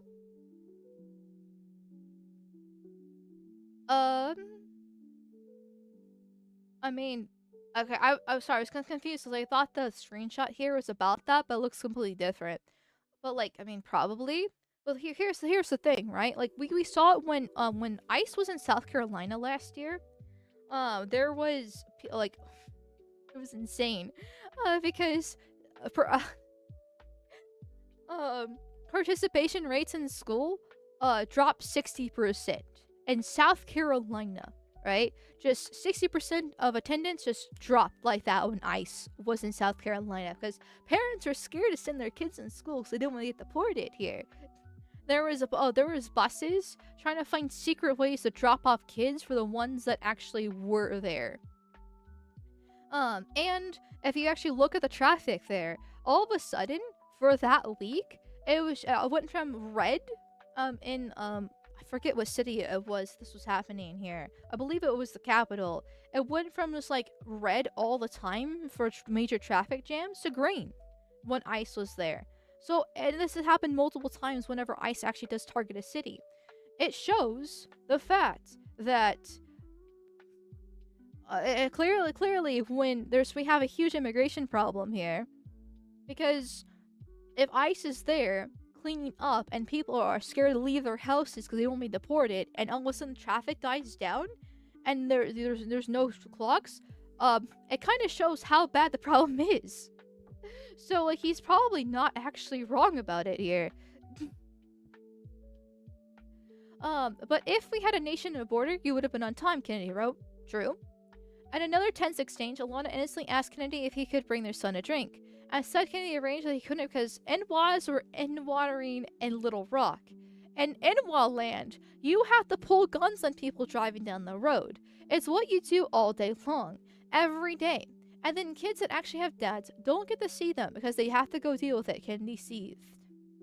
See, so this is the screenshot that I saw on Twitter that got me interested in the article, because they're trying to paint him as like this horrible racist dad that's just so bitter and angry at innocent black people. Especially with the whole like innocent ass Kennedy, she could bring her son a drink. And like, okay, he probably could have just said no. But he's clearly angry about the situation because that statement is not just a bitter guy who just hates black people for no reason. He's seen every single day. He is dealing with the same group of people doing the same crimes over and over again, then being let go to do them again here. And that's what he has to deal with. That's why he can make these, half jokes about, oh, it's the usual suspect doing the usual crime. Because he sees it every single day. Hispanic stealing stuff or rape, NWA shooting people. He can't actually be with his own kids because his job takes so much of his time trying to protect his kids from this crime. That's what he's trying to say here. And then kids that actually have dads don't get to see them because they have to go deal with it. He is taking on the burden and responsibility of protecting society from the worst of the worst. To protect his own kids that way. Which means that his kids actually seeing him, they're taking so much time. Because these NWAs are fatherless, are allowed to just rampage on the street and do whatever they want. Like that 14-year-old NWA that killed the IU student recently. Who was just living his life top of his class. The state troopers' kids don't deserve to be fatherless because NWAs are allowed to just rampage as they please. That's why he's angry. He's angry about how unjust the system is. It reminds me of that clip I saw, where I think it's another copper. I'm not sure if he's a state trooper. It's not the same one. I know that.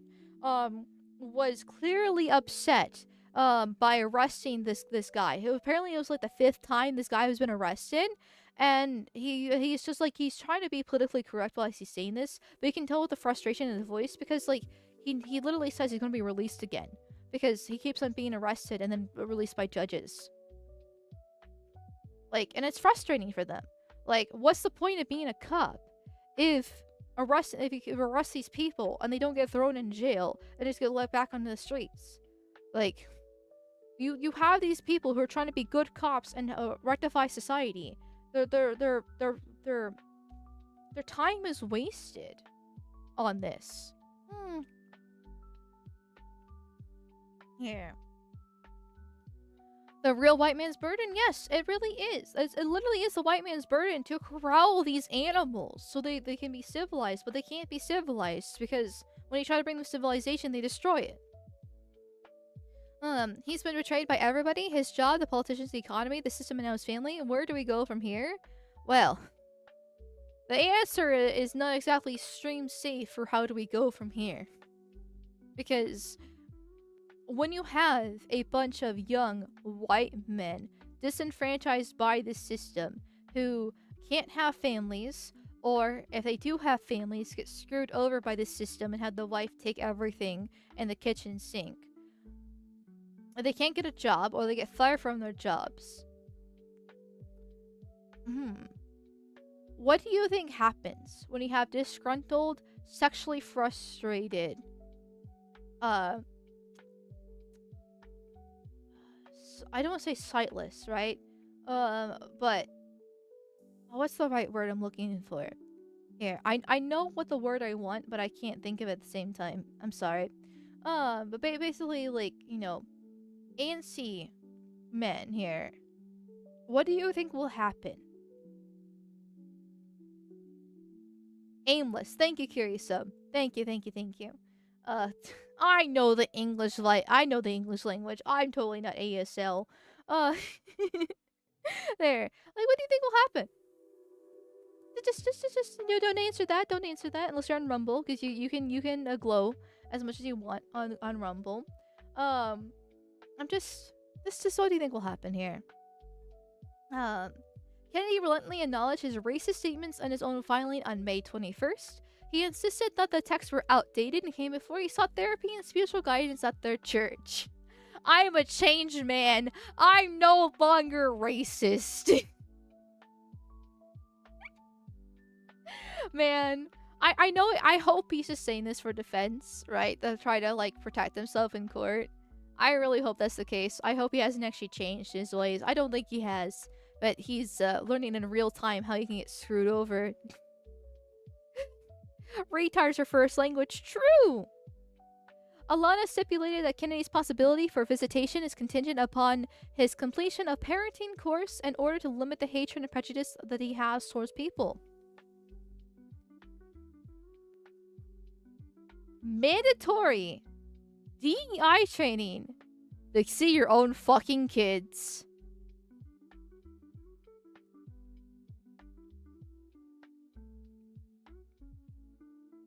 And people say DI is going away here. Holy shit. Imagine going through government propaganda, you know, just to see your own fucking kids here. But I guess that sort of kind of already happens. But usually that's for, like, the abusive parents being like, you don't actually abuse your kids, right? Right? But no. How to not be racist. From the court itself to see your own kids.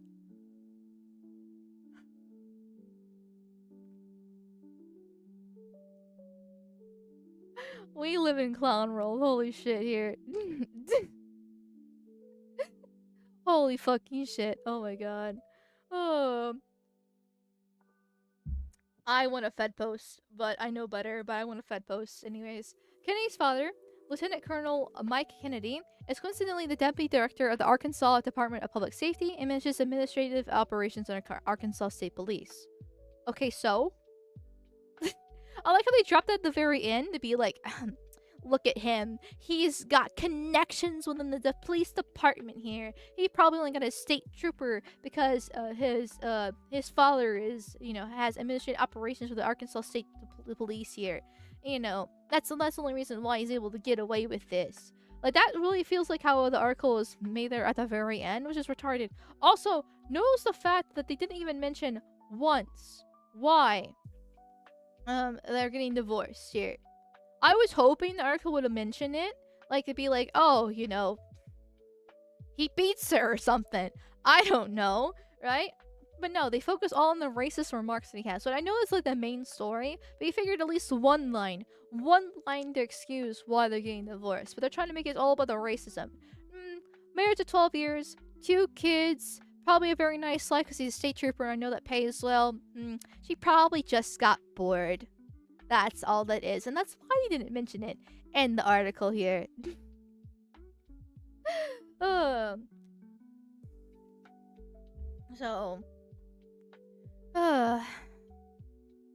Clearly he doesn't. He has Clearly he doesn't. He has just been fired. Resigned. Yeah. Yeah, but like they're trying to like sneak that in at the end, be like he's got connections on the police force, he'll get away with murder now. Whatever, whatever. She got the ick and had to leave. Well, I mean, these texts have been going on for a while based off the dates. They don't have years. It was like July 19th for this one, October 9th. So maybe like last year. Like maybe it was like an escalation, right? All of a sudden out of the blue, Trump won. ICE is going around, he saw the statistics after Trump won. Various things like that occurred and that like radicalized him.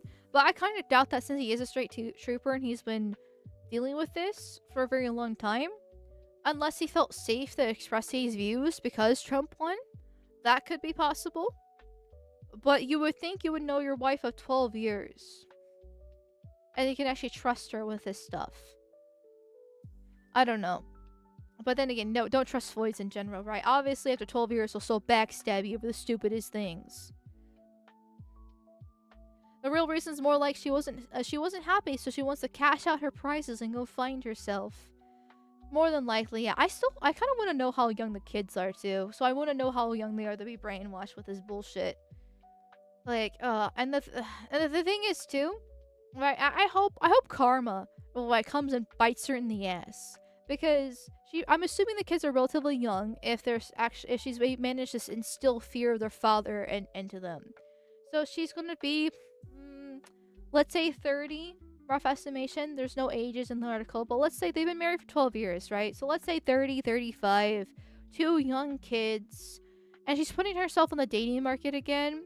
She might get laid, but it does not mean she's gonna be able to find a relationship again when she wants to go, settle down because she wants her second win, right? Before she hits 40, she wants to have her fun because she didn't have enough in her early 20s.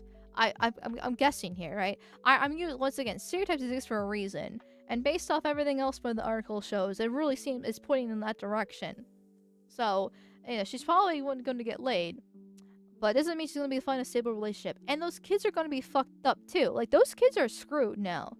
Like, I'm hopefully since they're white, they'll be able to be adjusted in their 20s. But you have young kids going through divorce, which is always mentally damaging to kids, no matter the situation. They're being stripped away from their father, who actually doesn't sound like that bad of a father. Like, he might not be exactly at home because of his job, but, like, he's got a point. Like, he explains why he can't actually be home because of his job. Even if it was maybe a bit crude, you could maybe say. And so they can't actually be around his father even more so, right? Like, she complains about him not being there, but then he makes it impossible for him to be there situation. That's the vibes I'm getting.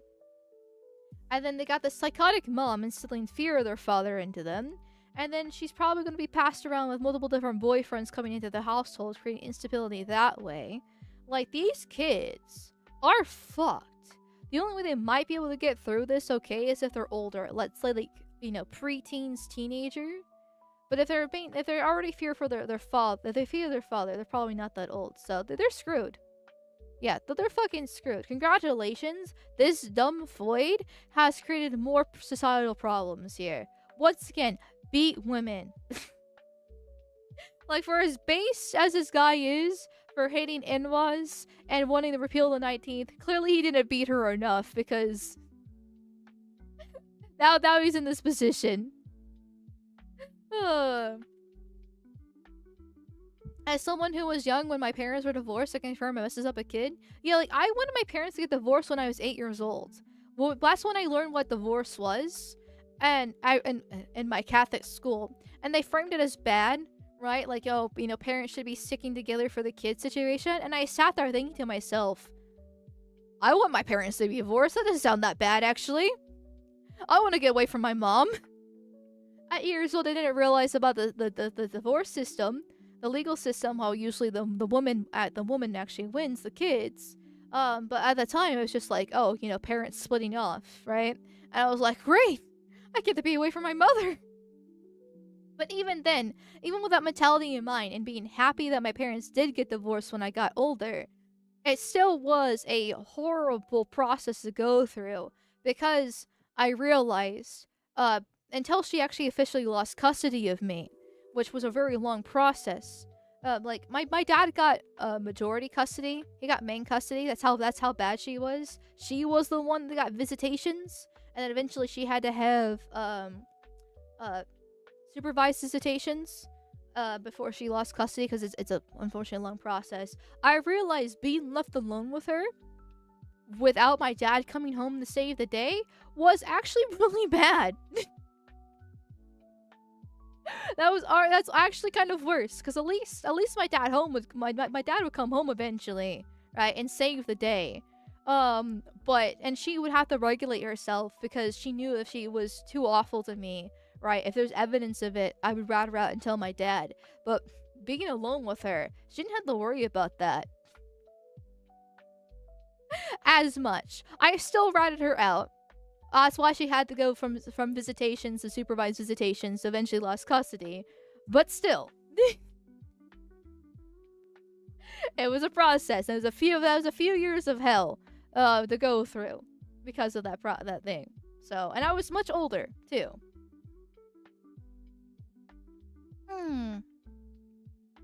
Why was he with her? Was she pretty at least? Are you referring to my dad?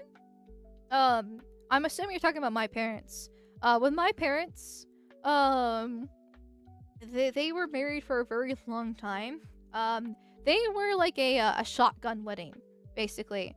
I seen pictures of her when she was younger, and she actually was pretty. I was shocked when I saw them. Oh, I remember when I first saw pictures of my mom when she was younger. I was like, what do you mean she's actually pretty? Because by the time I came around, she was a wrinkled ball of fat. At best. She was not very attractive whatsoever. But yeah, she was pretty when she was younger. And, she was a teen pregnancy. So, they got married because of that. And, then they proceeded to have more kids.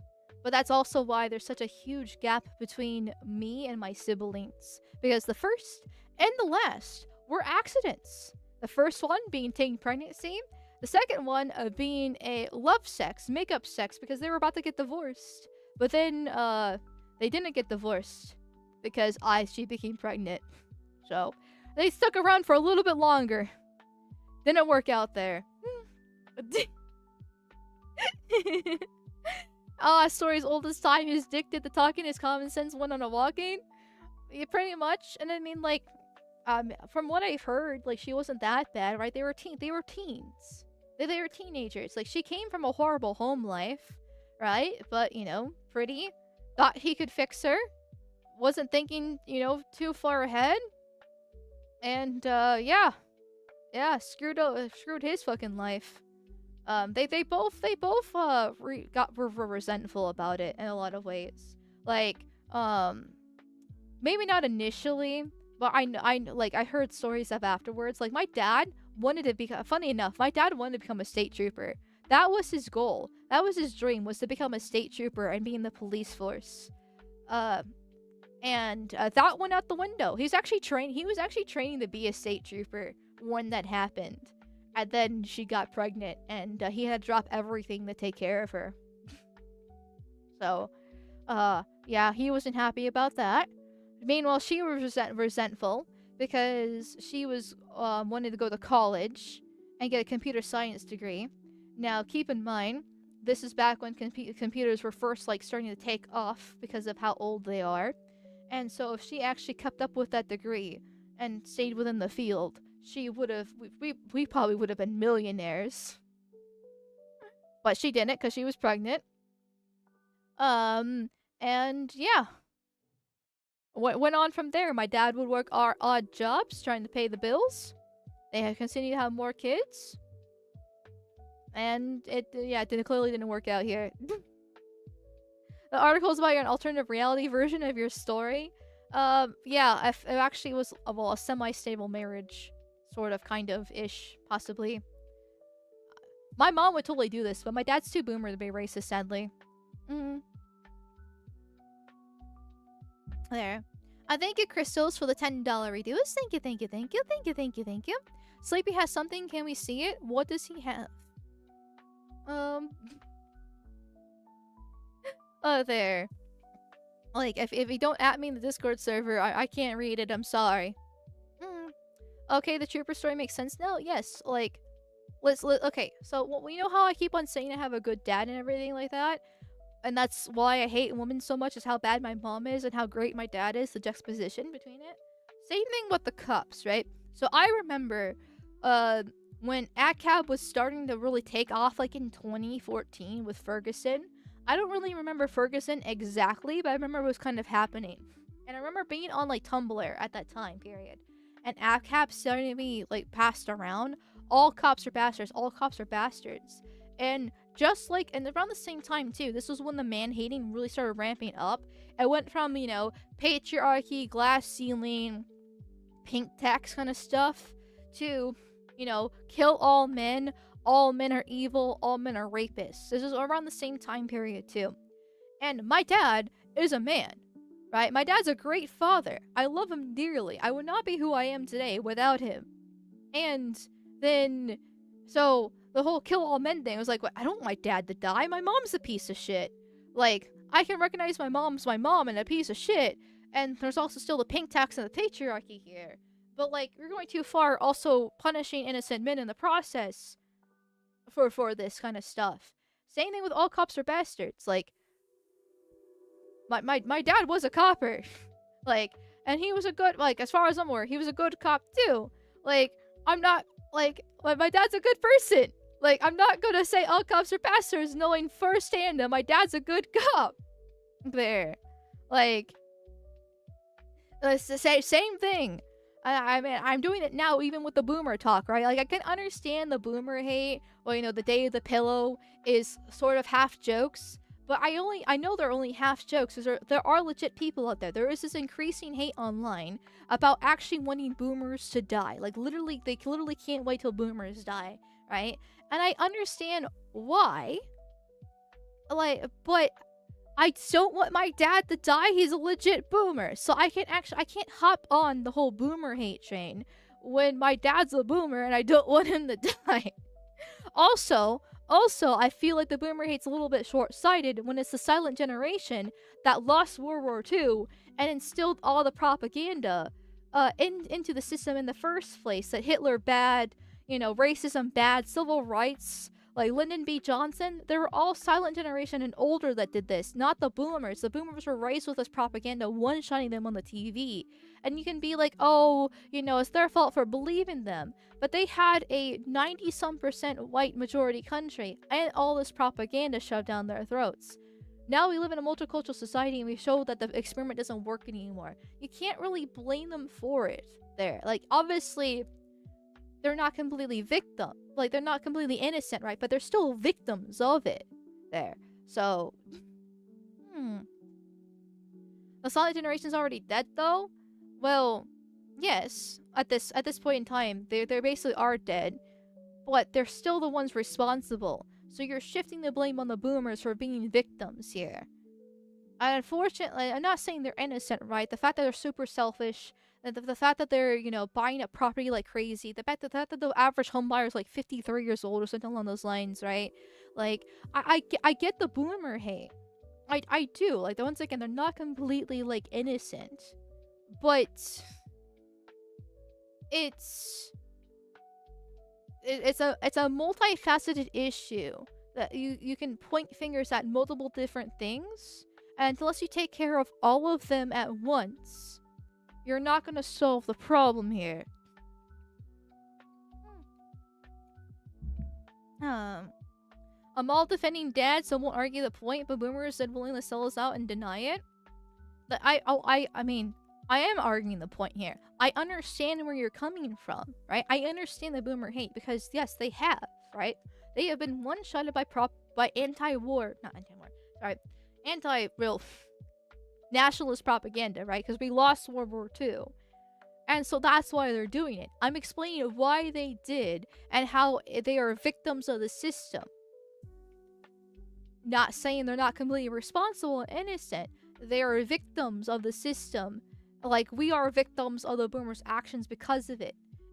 Not to use leftist terms here, but essentially it's generational trauma, right? The silent generation had all what were completely controlled by tiny hats. Made us lose World War II. Built all this whole propaganda machine. And then, you know, built it with the boomers. The boomers created their actions because of their the ideology that they've been raised in, and now we have to deal with the consequences of it. It sucks. I agree. I understand why, but I'm not going to advocate for murder of an entire generation. You can I don't know why this is a hard concept here. Wouldn't 53 be early Gen X? It would be, but that's the average home buyer. Why is the average home buyer 53? Because boomers raised, like, how statistics works, right? Is that when you have a heavy end of one end of the bell, not the bell curve, one end of the spectrum is doing all the heavy lifting there, and so you're basically all these boomers are buying up property, and then as well as the early Gen X's. And so it's basically disenfranchising the younger generations. There obviously still are younger generations like in the 20s and 30s doing it. And so with a little bit of offset from the younger, the slightly younger generations that are lucky enough to buy property, it averages out to 53. That's how it works. There. So we are reaping what boomers are sowing. Yes, technically. So 53 Gen X. I said that. I explained how the averages work. There. I get that. I know. I know. We will own nothing and be happy. Yes. Welcome to 2030 here. Are you happy, chat? Are you happy to have your pots and pans delivered to you by drone so you can rent them out? You don't even have to, you don't even have to, like, wash them yourselves. I remember that specifically from that video. Because of, how, like, stupid I thought it was. Oh my fucking god, this is long. We're not listening to this on stream. But this looks interesting. Sorry. I want to see what actually Sleepy was talking about here while I was yapping. And this is a little bit long. Check out the first 3 chapters. Okay. If it's only half an hour, that's actually not that bad. But maybe a different day here. This episode, per capita with a mall. Yeah. So I'm with them all in this. There are a lot of retarded boomers, but they don't even think it's majority. Okay. I'm glad that you're on my side, but it actually is a majority of boomers. Not to continue this conversation on for too long, but they were raised with the TV being a brand new invention, right? And it was fascinating, moving pictures on the screen, right? Especially like when color TV came around and only having 3 channels. They were taught to trust the system and the government. The government was in their best interest because once again, majority white nation, over 90%. Everything was fine and dandy. They won the war, economic boom, the whole shebang, you know. And nothing was really going wrong, you could say, right? At least nothing compared to what we have today. Obviously, we didn't start the fire. Like, Billy Joel explained it quite well within a very short, catchy song about all the different problems they had from 1946 to 1986. But, like, it's still not what we have today in comparison, right? They didn't realize how lucky they had it, but because they had it so lucky, they were able to trust the government and the system because it was working in their interest. Until it wasn't.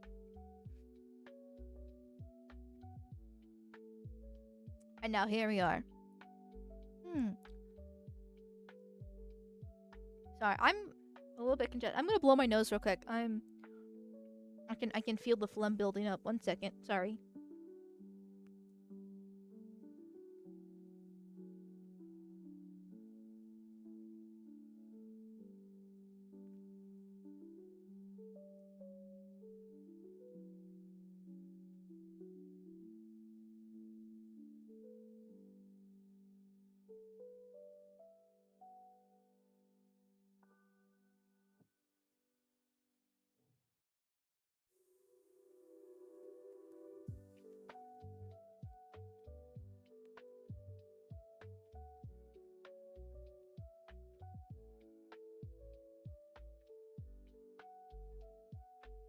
Sorry about that, chat.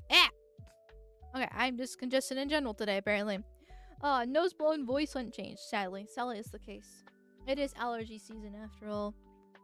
But speaking of disgusting things like nose blowing here, I am doing something that I fucking hate. Because when I see gem rolls in the stream suggestion, unfortunately, I cannot deny gem rolls. So here we are. The fucking Kool-Aid pineapple stuff. Can't do this. I'm probably going to have to pause this video multiple times to gag, I'll be completely honest here. Because, like, I refused to talk about this when it was going viral a couple days ago because of how just fucking disgusting it is. But I saw this in stream suggestions and it had gem rolls, so I'm like, no, I can't ignore the gem rolls. God damn it. I'm hoping that it being protected by Harry from the Lotus Eaters will help, like, offset how disgusting this is, because I hate artificial flavoring, okay? Or like fruit artificial flavoring, I should say, right? I'm a slut for a good Kit Kat or a Hershey's bar, right? I'm aware that's artificial chocolate. Hell, I love white chocolate, and that's definitely artificial right there. But like artificial fruit flavoring is disgusting to me. It gives me headaches. I don't like Skittles. I only have like a couple Jolly Ranchers before I get a headache. I don't like Kool-Aid, right? I don't really like anything artificial fruit flavoring. It's too sweet, too fake and plasticky. And like I said, it gives me a headache here. And so now you have these NWAs. This is a very NWA-centric stream. I didn't really mean to make it that way, but apparently that has happened. But apparently these NWAs are putting pineapple and Kool-Aid together, and pickles and Kool-Aid together, and various things. There. Because, and it's just like, why? Why? I get your, like, bioweapons and all that fun stuff, but come on, man. Come on here.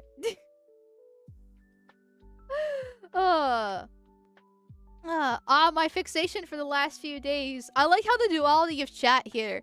My fixation for the last few days. Can we not? Fascinating behavior. Again, I'm sick of this shit.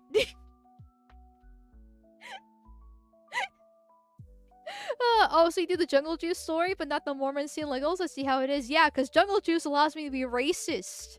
Okay? I like being racist. It's fun being racist, okay? Like, it's hilarious. I have, this gives me more excuses to be racist. Like, I don't already have enough already here. Legos and Mormons? Boring. Boring. Boring. Who cares? They're just little toy blocks anyways, and Bible thumpers. Who cares about that? But black people. Ah, well, Liberia's calling.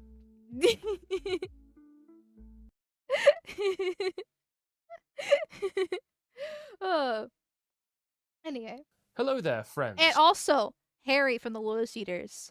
He is my favorite Lotus Eaters now that Callum left all those years ago. He still needs to get a haircut. Holy shit. But I guess if his wife likes it, that's all that matters.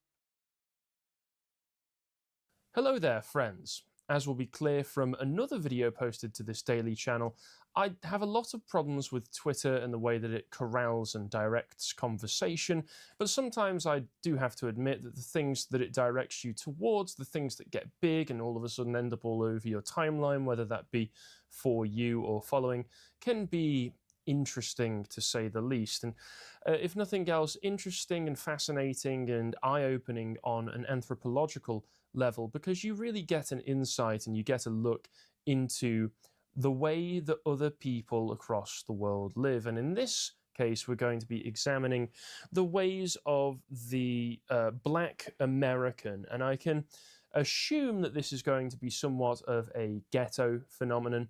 I can't imagine any Black Americans living in the Hollywood Hills or who have been able to achieve academically and get into a good university are going to be engaging in the sorts of indulgences that we're going to see in this video.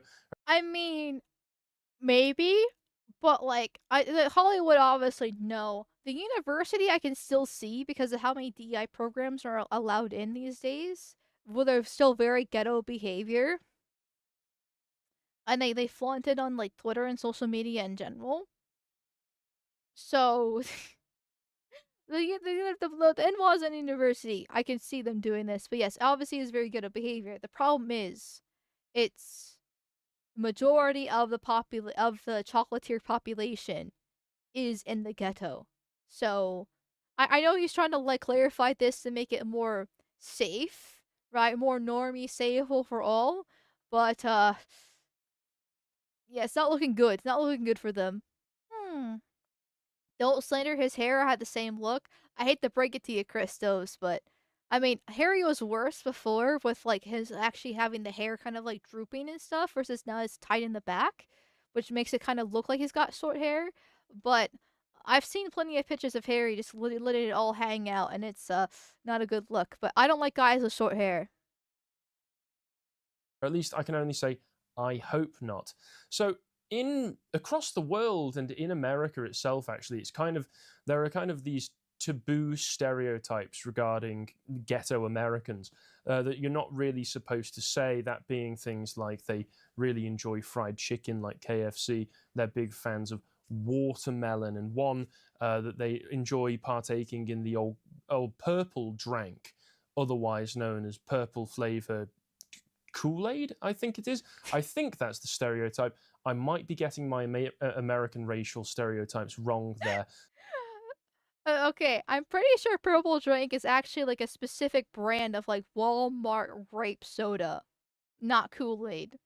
Um, if I remember correctly. But I also could be getting my own American racial stereotypes confused because I'm not from the ghetto. Thank God. Hmm. So I know you're all experts. Let me know down in the comments below.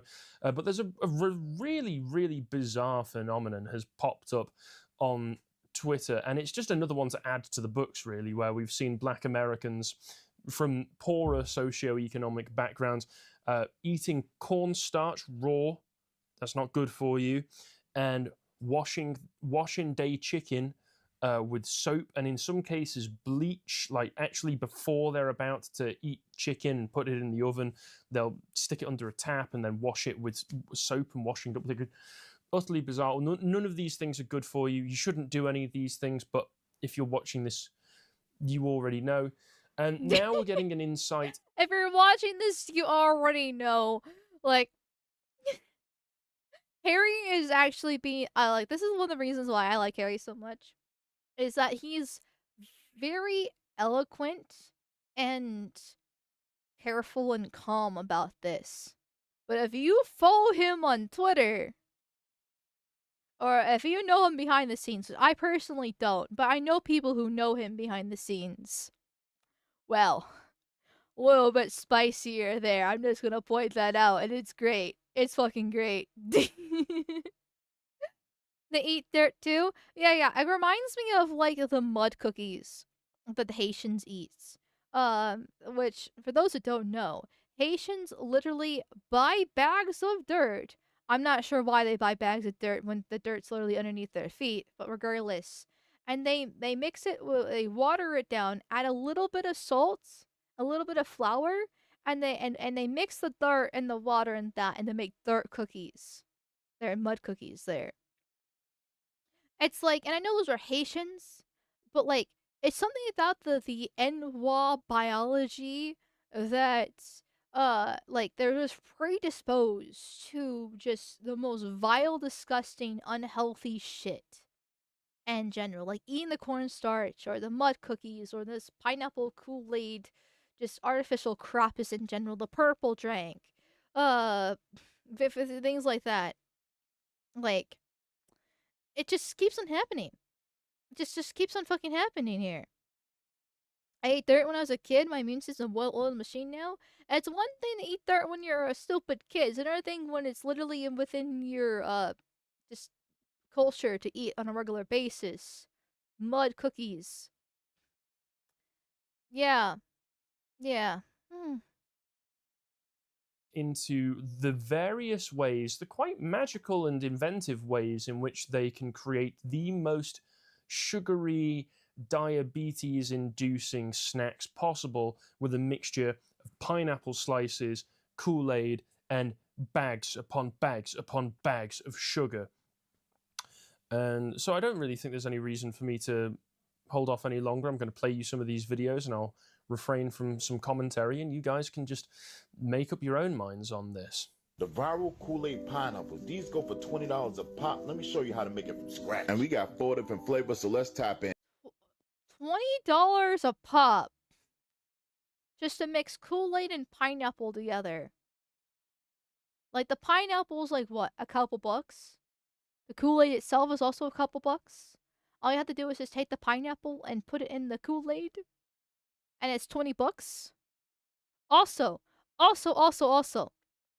keep in mind, most of these NWAs are on welfare, right? They're on EBT, food stamps. They're using their food stamps to buy this stuff and create these concoctions, these vile, disgusting laboratory, like lab rat concoctions to test them upon themselves here with your tax dollars. Cut off the top and the bottom of your pineapple. Oh, and they're using this to making $20 a pop too. Why? Probably use it for drugs and cigarettes and various other things. It's insane. You're gonna go around the side just like that. Making sure you get rid of the core, you're gonna cut the outsides. Then you're gonna line your jars with your Kool-Aid. A quarter cup of sugar in each one. Then you're gonna throw your water in that bad boy cup of sugar? Shake that bad boy up. Top it off with a little bit of Hennessy. Pause. And Hennessy. Oh my fucking god. Oh my god. See, this is I ignored this when the simple fact that putting pineapple in Kool-Aid sounds disgusting, like actually makes me want to throw up, right? Or like the pickles in the Kool-Aid was even worse. Or like some of the other concoctions they were creating there. But actually watching the video itself on how they make it, it's just like Kool-Aid, fourth a cup of sugar, half a cup of sugar, the Hennessy, and the pineapple. Like, this is horrible. This is fucking horrible. Oh my god. Oh. Then top it off with some more sugar, and you already know this bust. More sugar? But like, Harry's reaction, just like he raises his eyebrows here, but he's got such a dead face. Like, this is what we have inflicted upon society here. I can't believe my ancestors thought this was a good thing to bring them into the country. Well, technically not exactly his ancestors, because he's living in Britain, but like his relatives. Sort of, kind of? Anyways. The viral Kool-Aid. That's a lot of sugar. Yeah! $20 a pop. That's not bad. This is rather entrepreneurial. And you can see, you know, people enjoy this. This is a video of a man. I assume that this is the man who owns this account, Corbin. This video is titled Blue Raspberry Lemonade Kool-Aid Pineapples with the Berry Blast Waffles and Hot Cheeto Wings. I assume that. This is what I mean with more concoctions. So, like, okay, fine, we got the Kool-Aid pineapples again, which is horrible, disgusting here. But Berry Blast Waffles. And notice how much, like, how bright blue that is. It looks like toxic waste. Plus with, like, Skittles? Or, like, Nerds ropes? Like, some sort of other, like, candy thing with waffles. Waffles are already sweet as it is. And then you add this goop on top of it, too. The hot Cheeto wings, I can see, okay? Sorry, maybe this is how I expose a mixed race, right? But, like, hot Cheeto wings actually kind of makes sense a little bit. Because it is making that spicy, like, flavored hot wing type of stuff. And adds a little bit of crunch, like, for a breading thing. But it's still a biological hazard, right? Hot Cheetos are not healthy for you, no matter how delicious they are. You can make spicy hot wings with, like, buffalo sauce or chipotle sauce or, like, black pepper, parmesan, like, something along those lines. And you can just have regular breading on them. You don't need to have the hot Cheetos. It makes a little bit more logical sense, but still not great here, okay? Still not great. Berry Blast is Berry Captain Crunch and Fruity Pebbles. Holy shit. Like, cereal in general is already diabetes worthy. Like, cereal is awful for you. You should not eat cereal, because that is just sugar and carbs. Like, if you want carbs, just eat regular toast, okay? Put your eggs on toast, maybe a little bit of butter on it situation, right? Or you want something sweet in the morning, toast and jam, right? Still not the healthiest for you, but not the worst. Cereal is literally just pure sugar. And so you're adding well, sugar upon sugar upon sugar. Then you wonder why they have such high diabetes rates. Once again, so they're already using EBT, like food stamps, for these things to buy in the first place. The waffles, the berry blast, the Kool-Aid, the pineapple, right? And then they're selling this for $20 a pop to get cash for drugs. So they're already scamming the system immensely there. But they also have high diabetes rate and all these health problems and heart attacks and all this other fucking shit too. And they're still on welfare when they go to the hospitals and they don't have insurance, and so they're able to walk away scot-free by using government assistance to pay for that too. They're literally a whole entire walking biological leech hazard here. Like, you can, like, the more you dig into this, right, the worse it fucking gets. And how are they benefiting society? By leeching out by taxes and killing people and eating like shit like this? Like, I'm so glad that there's been all these food stamp regulations thanks to Kennedy there, but like they're clearly finding ways to get around it, which is what they're doing here. You can buy chicken on food stamps still. You can buy waffle mix on food stamps still, as far as I'm aware, because they're only cutting pop and candy from it. But they can still buy cereal on food stamps. I imagine they can still buy Kool-Aid too. But if that's the only sacrifice they have to make, they'll actually buy it in cash. I'm sure they're probably willing to do so or find some other way to get around it, right? Everything here they can buy on food stamps pretty much. They only got rid of pop and candy. Which is good. Still good. I'm still happy about that. But look how they're trying to find the way to get around it and make their own crazy concoctions instead. Hot Cheeto wings are these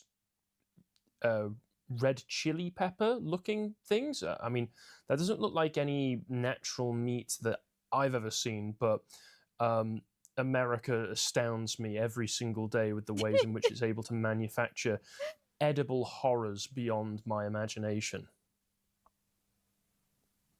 Oh, apologies for the foul language in that track, folks. That's disgusting. Absolutely, literally looks like nuclear waste. Good lord, and he loves it, or she. I can't tell. What's this next one?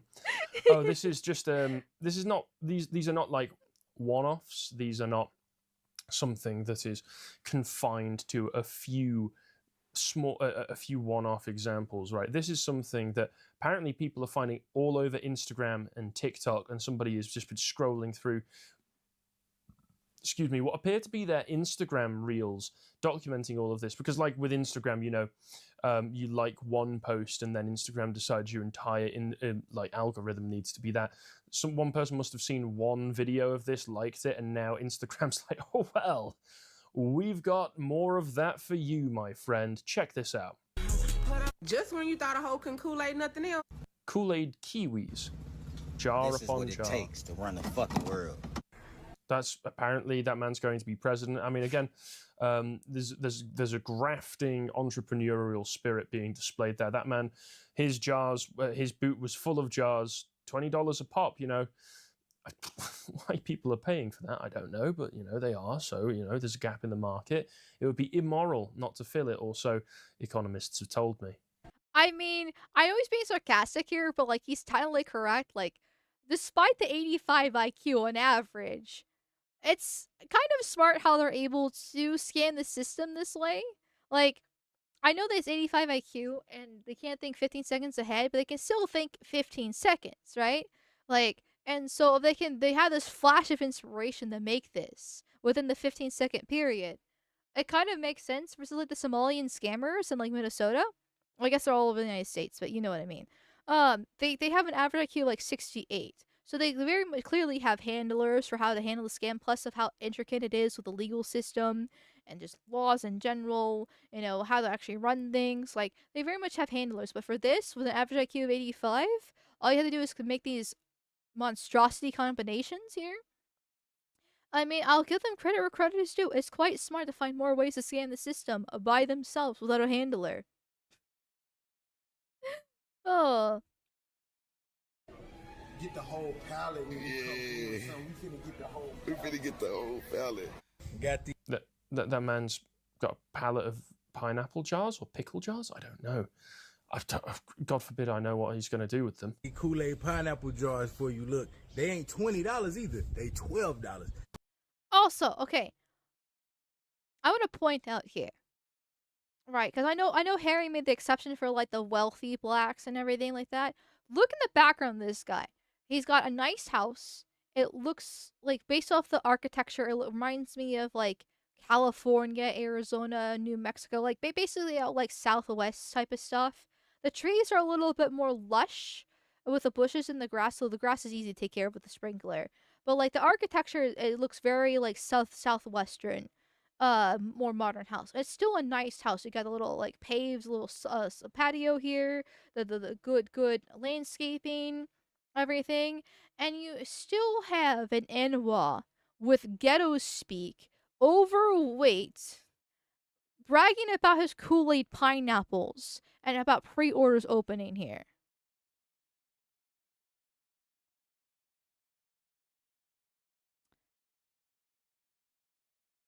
Yes, I know there are exceptions to the rule, right? I get there's like 0.01% of the population that are basically white assimilated and don't act like this, but they are so far and so few between, because even if the ones living in the nicer areas, not in Section 8 housing, actually look like they have good sized houses here in the background. I'm just saying, and they're still acting like this? Yeah, it's quite fucking bleak. Quite fucking bleak here. I don't care if 1 in a million are good. Same. It's not worth sacrificing my civilization and my country for 1 in a million to be actually decent here. Like, I know it sucks. Cause I know I have like a couple like nons. I shouldn't say nons to people who watch me. That's a little bit rude. I know I have a couple mixed race and actual blacks watching me here, right? And like, keep in mind, like, I'm not, when I'm being racist, right? When I know a lot of my streams actually focus on a lot of these issues here. I'm not directing at you personally here. Like, if you're mixed race, I feel bad for you because it's not my fault your parents did that, right? And there's a question to be answered there, and it sucks for you. I am sorry about that, right? But like, I'm happy. I'm legitimately glad that you have risen above this, right? That you've escaped the ghetto, or whether if you're actually a black or a mixed race black or Hispanic, whatever the case is. I'm glad that you have, but unfortunately, and I hope you realize this too, you are a very small minority of 1 in a million example, essentially, of being basically a normal person here. And it sucks, and I feel bad for you, and it's not your fault. However, it doesn't change the fact that you are the exception, and the exception proves the rule. And when you see all these videos of it, never the same non doing this kind of stuff, whether that be gang signs and murders, or pineapple Kool-Aid, or, flashing their EBT cars in Walmart and all that fun stuff. Whatever the case is, it's never the same black. It does not help it. Like, I'm sorry you're the exception. Well, actually, I'm happy you're the exception, and but like, it's just the way it is. It just really is the fucking way it is here. So I'm not gonna make sorry, I'm trying to figure out how to word this exactly here, because I don't want to be mean, right? Because I understand the position that you're in, but also understand my position as well here. hmm. Ah. Oh, and thank you, Philip, for the 2,000 warp tokens. Thank you, thank you, thank you. Thank you, thank you, thank you. Hello, Maul. Did you have a listen to yesterday's Stanford Bridge and the South Korean demographic implosion? And are you going to be on the Archcast? I did not listen to the yesterday's Stanford Bridge. I usually don't catch them. I try to usually catch like the tail end of it. But I usually kind of miss it. But I'm not surprised about the demographic implosion with how bad their feminists are over there. And yes, I will be on the Archcast tomorrow. No worries. I since Lum Lum has been dealing with IRL stuff, I've basically become the co-host here. So when she returns, I will relinquish my title, but I am the temporary co-host as Lum, handles her eyeball activities there. So I will be in the Archcast, don't worry. There. Does it help that those communities tend to try and drag down the people who try to get out of the ghetto and lump them in with the whites or race traders? Yes. Crabs in a bucket mentality, right? They call them Uncle Toms and race traders. All that fun stuff that go with it. And it sucks. And I would hope that the ones that are smart can actually resist it. But obviously living through that is hell. And I feel bad for them.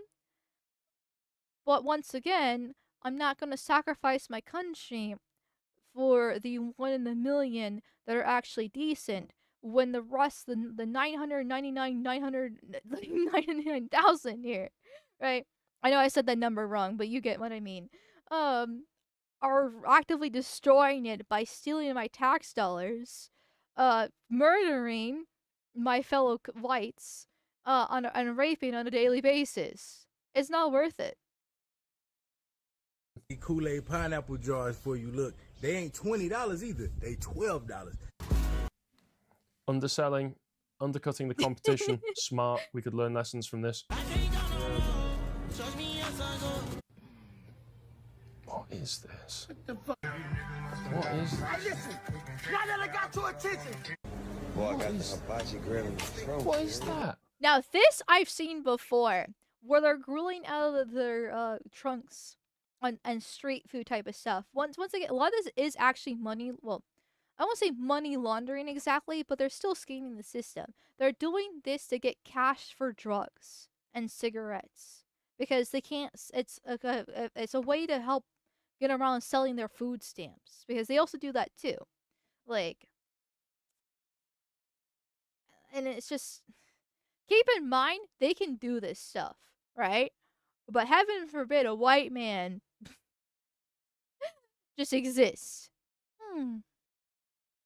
What is that, folks? Friends, what is that? All right, y'all, let's get into these Kool-Aid sardines. Here you go. Sardines? You're fucking wait, actually Louisiana hot sauce. Oh my god. Like sardines in themselves are disgusting. You know what? Louisiana hot sauce might actually make them better cuz listen, I'm sorry. I'm sorry my Blasian is coming out here and I like hot sauce. I like spicy food here. But you're taking sardines that are already disgusting, mixing them with Kool-Aid. But the sardines also have Louisiana hot sauce and mixing the Kool-Aid. What is this abomination?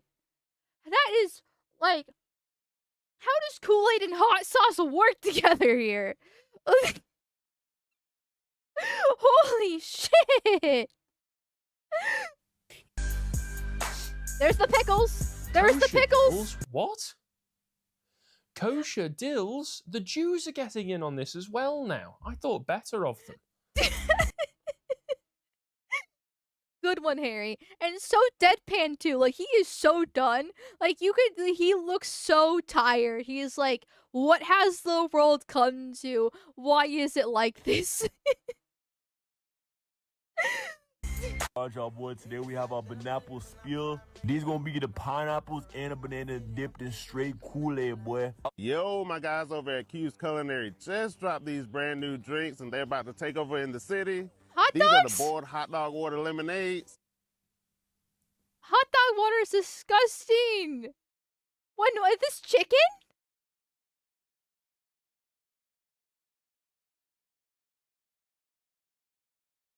Yeah, I agree, Harry. Oh my god. Oh my. Oh. Jesus Christ.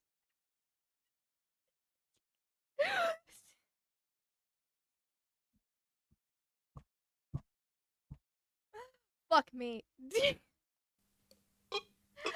Yeah. Oh, God. Yeah, Harry, yeah. Oh, can you imagine the taste? No, I don't want to mention the taste, What is Harry. this?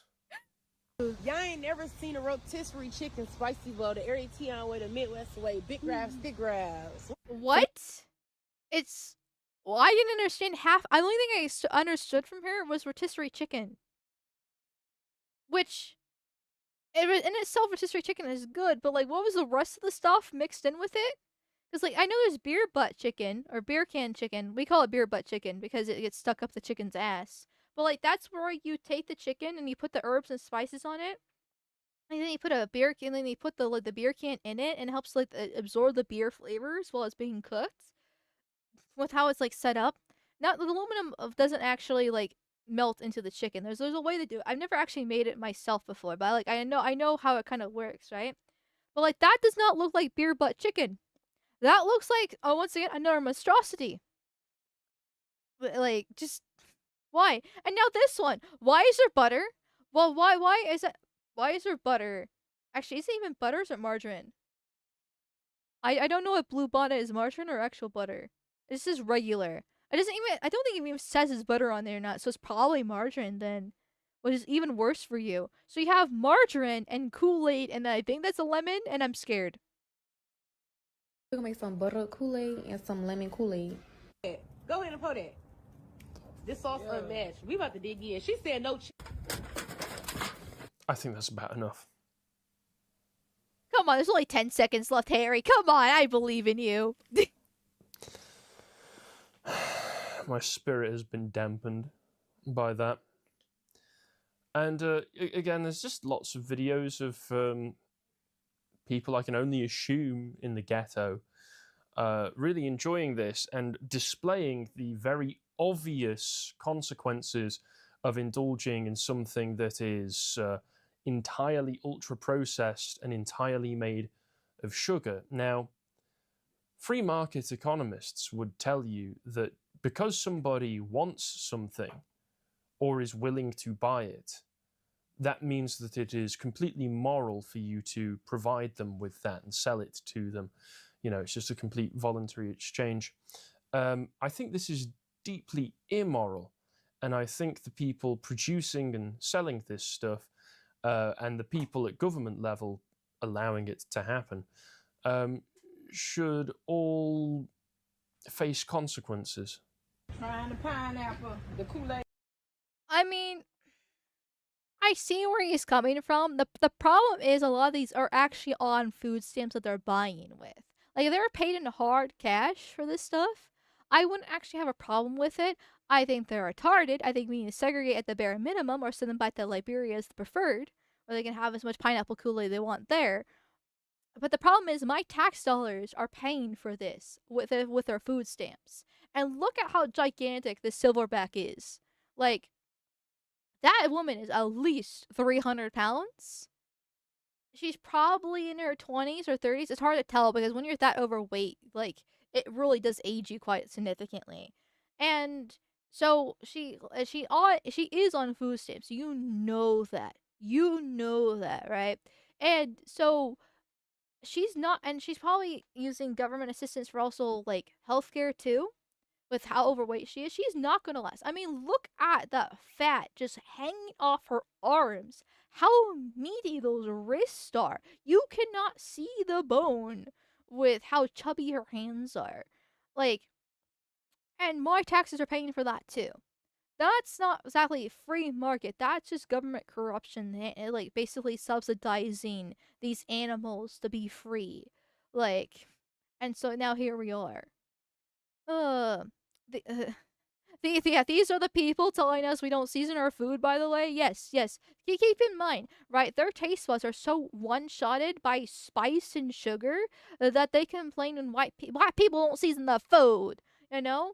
Like, it's because they love sugar and spice so much, which I know that's a fact because I love spicy food. I love sweets. I'm sure my taste buds have actually been shot at this point because of how much spicy food and sweets that I like, but nowhere near to this fucking extent by a long shot. I just like buffalo chicken, right? I like a good Kit Kat from a time to time, you know? Like, that's my like my spice and then my sweets right there. Not pineapple Kool-Aid with Hennessy and hot Cheeto wings and blue waffles. Sorry, berry blast waffles. I probably shouldn't call them blue waffles. There are blue waffles, but that's a different. Blue waffles a different thing too. You know what I mean here. Like, oh, Jesus Christ. Pineapple. Hey. $12 small jar. Oh my god, look at that Nobody making them like slurping! Holy! Hey. Look at that! Oh my god, if this was in a zoo, I would have no difference. No, look at that frame by frame going there. Like, just look at that. Look at how just, like, it's the slurping, the tongue out like this, the lack of the frontal lobe with the chin jutting out, and how chubby those cheeks are. Oh, and those lips and how they move. Oh my god. This should have been a Rumble only stream. In hindsight, I probably should have made this a Rumble only stream. Fuck. Oh well. Anthropological study.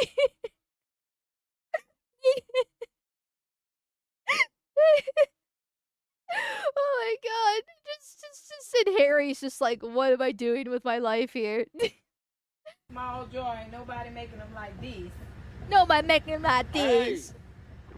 Oh my god. Oh my god.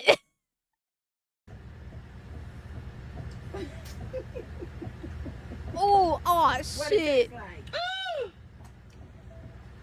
Oh Lord. Oh lordy.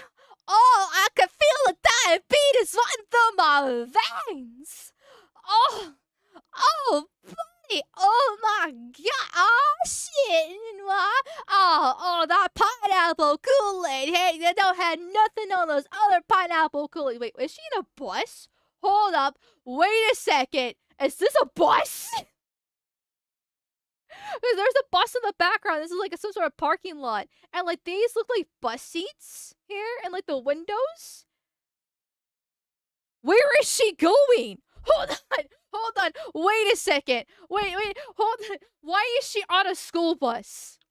Why is a woman that's the size of a planet on a school bus here? Is she going to special ed to rectify the 85 IQ? Because I think it's a lost cause at this point. Like, what? Why are they doing this on a school bus? Like, are you allowed to bring your pineapple Kool-Aid? Oh, I have so many questions. I am so confused. Holy shit. A bus driver? Okay, maybe she actually is a bus driver, but like, obviously this must be like some sort of ghetto community thing, but why, if she's a bus driver, then why is she sitting in one of the seats? This seat. How can she even fit in one of those seats too? Have they expanded to be all inclusive these days to have make sure for all sizes matter on your school bus? Like I didn't think I was that old, but okay. Like what the fuck? Like look how big that arm is. Her arm is like as bigger than my thigh. I'm looking down at my thigh right now. Her fucking forearm is bigger than my thigh. She's like 3 of me. Holy, oh my god.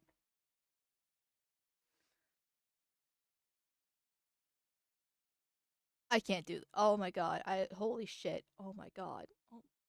She's in 12th grade. Oh, dude. Holy fuck. Okay. And we're only halfway through this video. I can't. My god! My god! David Dukes himself would not have been able to come up with that video. What else have I got here? Oh yeah, this chap who was in front of, what are they? The pineapple jars. Oh, this man's going to make an absolute killing. An absolute killing. This is the Henry Ford of his time. Henry Ford, of course, expanded and changed the way in which production lines in factories and industry were done, and it allowed him to reduce costs and increase profits. That's what we're seeing emerging from the ghetto now. We are reverse engineering. We are returning to Fordism for Kool-Aid pineapple jars. This man has cornered every single pineapple jar at his local Costco. God forbid anybody else might want the pineapple jar. Why would you want a pineapple jar in the first place? That sounds disgusting. Buy a pineapple. Cleared the entire shelf twice. Asked the manager if there was more in the back. There was, and got that too. So this man has put a hefty investment down in this. So I can only assume that he's really looking forward to making some windfall profits from this. I can assume as well that he's got all of these boxes of Cheerios by the side, and my guess is that making money is hungry work, so he's going to be going through those quite quick. Not releasing a single unit until every hood in America is contaminated with Kool-Aid pineapple fiends. This is a cultural mission. I am the supply. 15 plus years hold minimum. This is generational wealth. If you understand the vision, this man sounds honestly like he's been co-opted, employed by the CIA to flood the ghetto, to flood the hood with Kool-Aid pineapple in the same way that the CIA flooded them with crack cocaine. And in a similar way to the way that they did that and got a load of people in the ghetto hooked on crack, anybody getting hooked on this, I can only say to them as advice, you don't actually have to smoke the crack. Nobody is forcing you to smoke the crack. You don't have to. Well, I mean, he's not wrong. The problem is once again the crabs in the bucket mentality situation here. So it's a social pressure to be part of the hood. It goes in the whole tribalism aspect, right? We looked at the statistics for the in-group preference earlier on the stream. So like it might just be best not to smoke the crack. But if you don't smoke the crack, you're not a real NWA, and so therefore you'd be ostracized from your own community. And because of how bad the stereotypes are of the community, you're not going to fit within the whites either, because they're not going to trust you. Like, even the most like colorblind person still has a little bit of hesitancy around an NWA, because it's the othering of it. It's just the othering of it. And here we are. It sucks. This death glows like a Fed? I mean, I glow like a Fed, yes. But it's happening in way too many of these places all over the United States, because this is how it works with them, right? And in a lot of ways, sugar actually is worse than crack. Okay, maybe I shouldn't say worse, right? But sugar is a horrible drug, because it is heavily addicting, which is why we have such an obesity epidemic in the United States, regardless of race. So I guess the Asians are a little bit better about that, but still, there's some chubby Asians that are coming around, right? Because we have so many preservatives and other fucking crap in our food that it makes them addicting too. Because sugar is so addictive. Like sugar used to be very hard to come by for the entire most of human history, right? Most of our seasoning was like salt and pepper, and we had a whole Britain colonized India for spices, right? Like spices were essential, to making food better, because without them it just tastes kind of like shit. And the sugar was very, very far and few between. Our bodies have not evolved to adapt to how much sugar we're eating to this day, and it's people who cut sugar out. It's like hell. I'm trying to cut it out for the first few weeks because it is so addicting to it. Obviously, it's not actually like fucking up your mental states, or making you do poor life choices as bad as like crack cocaine, or some other hard drugs. But regardless, it does have negative side effects, and obviously there's obesity, and the obesity in itself causes a bunch of even more self side effects too. So, calling this crack cocaine is actually not too far off. It's because of how addicting it is and how it is going to ruin the community even more.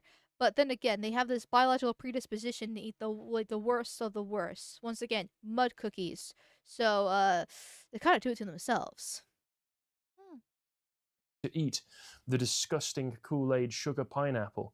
Nobody is forcing you to do that. You can just say no. Eat a steak instead. Hell, I would never normally say this. Eat a salad. Perhaps you'll feel better for it. And sadly, it's not only the ghetto Americans, but it is the Wiggers at it as well, as we can see here. Let's see this young chap's review of this product. Yeah, that bit tough. Did he say that be tough? That big guy. Oh yeah, appreciate you, brother. Yes, sir. What did he even say? That big guy.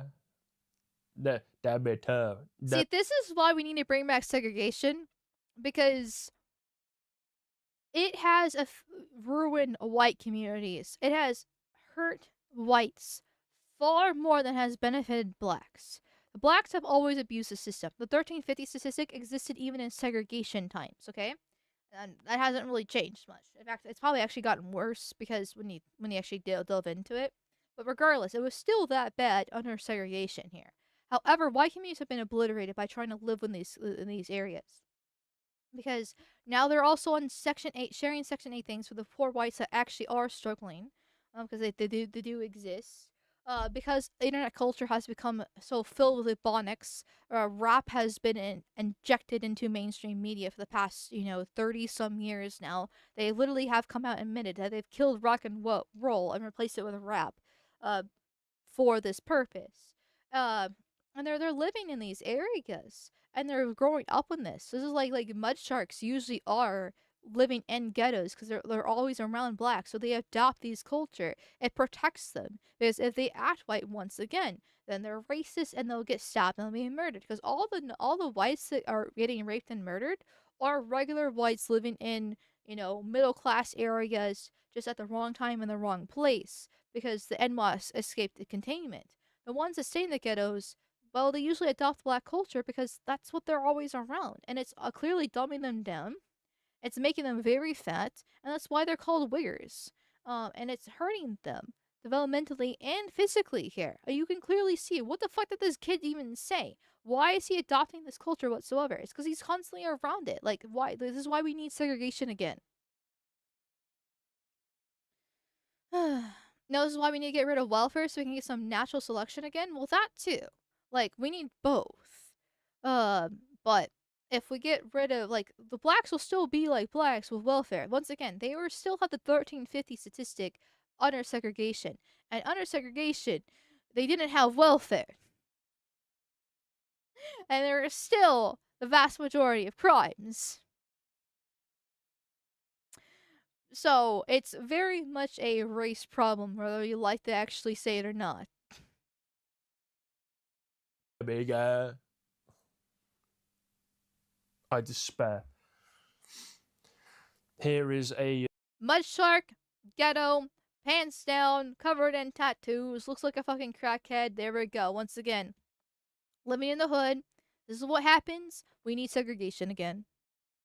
Couple. This is a family business right here, hawking their wares in the middle of the street.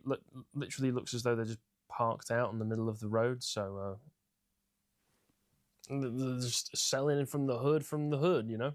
Tell them where you're from right there. I'm from Florida, in Sebring. Okay, man. Hey, man, we out here at Chevron, man. Give us what your is honest this? opinion, Put a shirt on.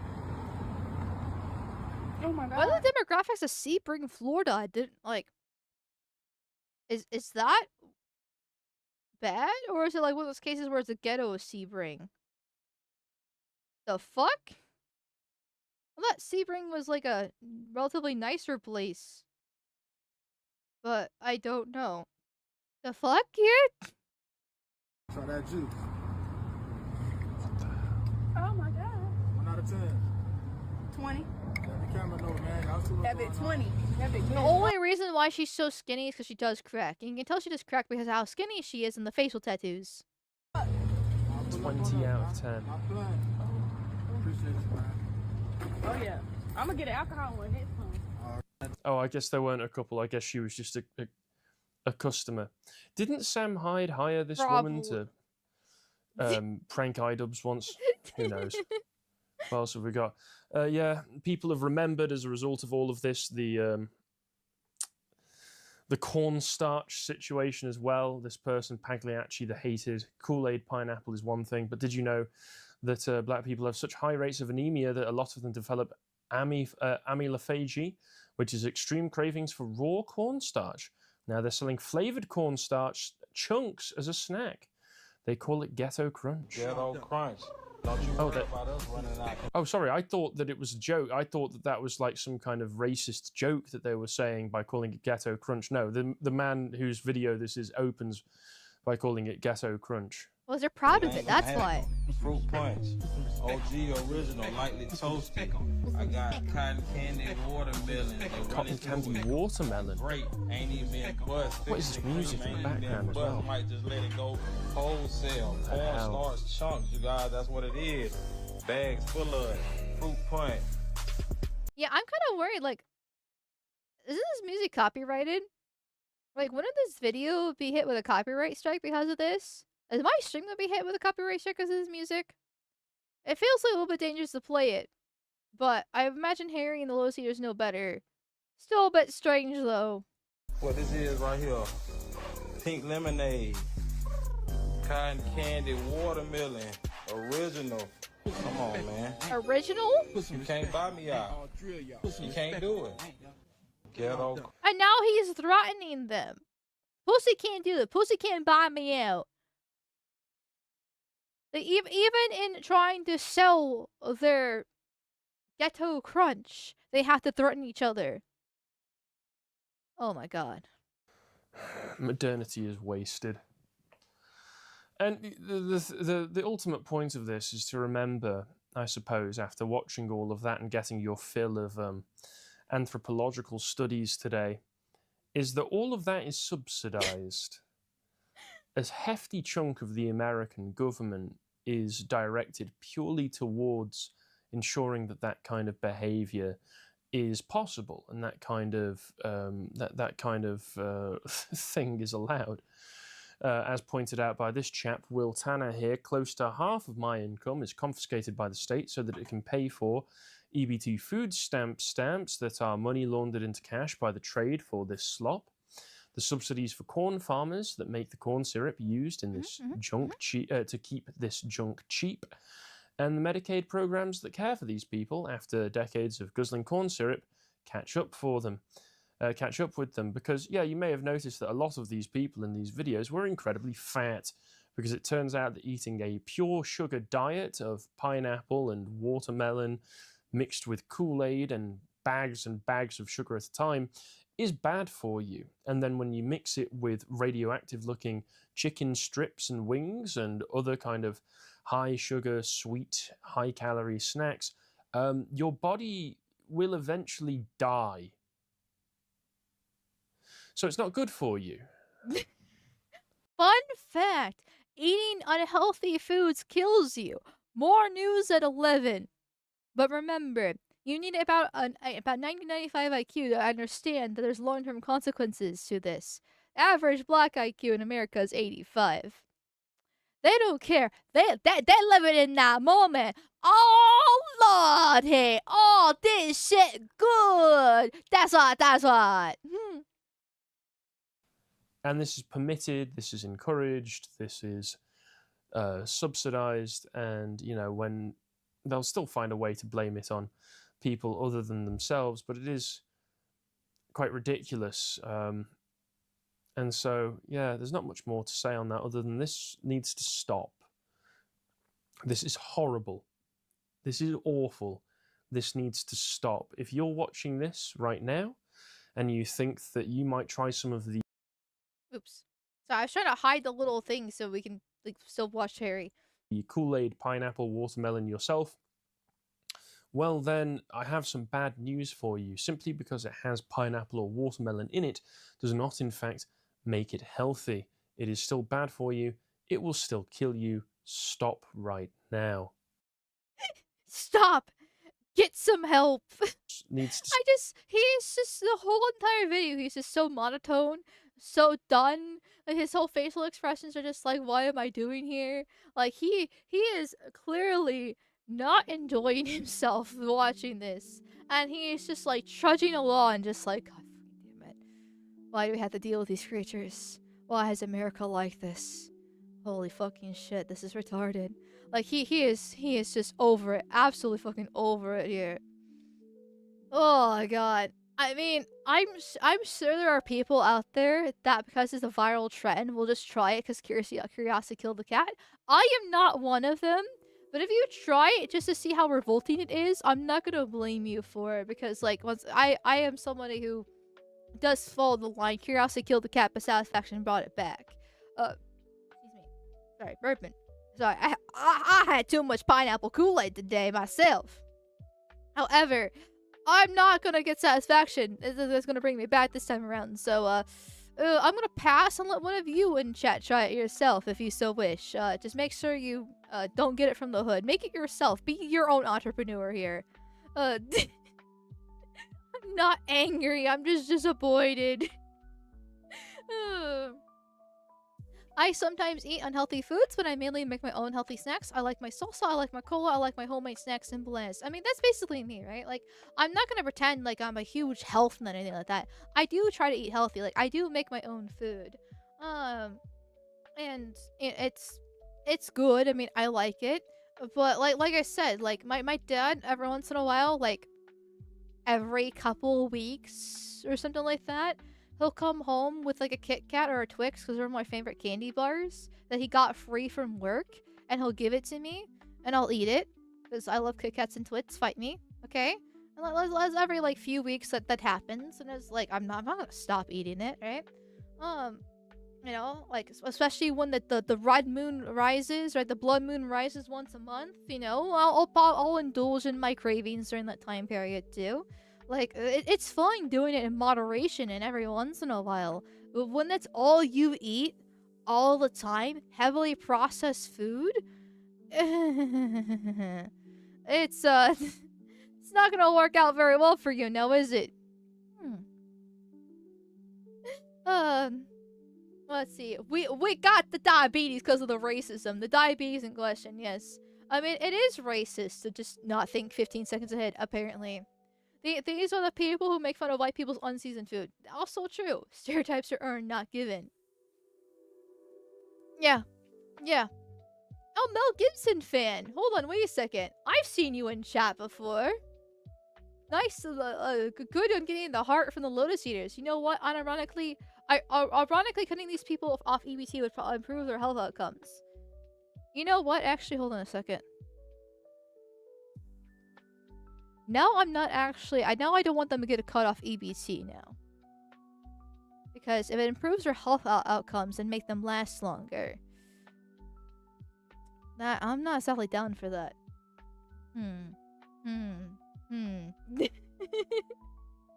But then I really don't like my tax dollars taken. Can we... I still prefer my solution of either segregation in Liberia. Preferably Liberia, right? Like, can they not be in my tax dollars? I also not live long anyway, so, you know, they still have enough time to breed them all. But, oh god, what's the statistics for how many babies they abort, right? Like, there's been an abortion debate going on Twitter recently, and I'm not gonna exactly dip my toes on that one specifically, but I'm just saying, there is a time and a place for certain. Like, imagine how many Tyrones and Shaniquas would exist without it. I just want to put that out there. Just want to put that out there here.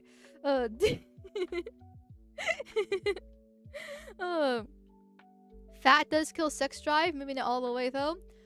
Yes, but like basically being unhealthy in general kills your sex drive. Like any time you inject yourself with poison, right, and you don't actually take care of yourself, you are going to kill your sex drive, because it's like your body is telling yourself not to reproduce by doing that.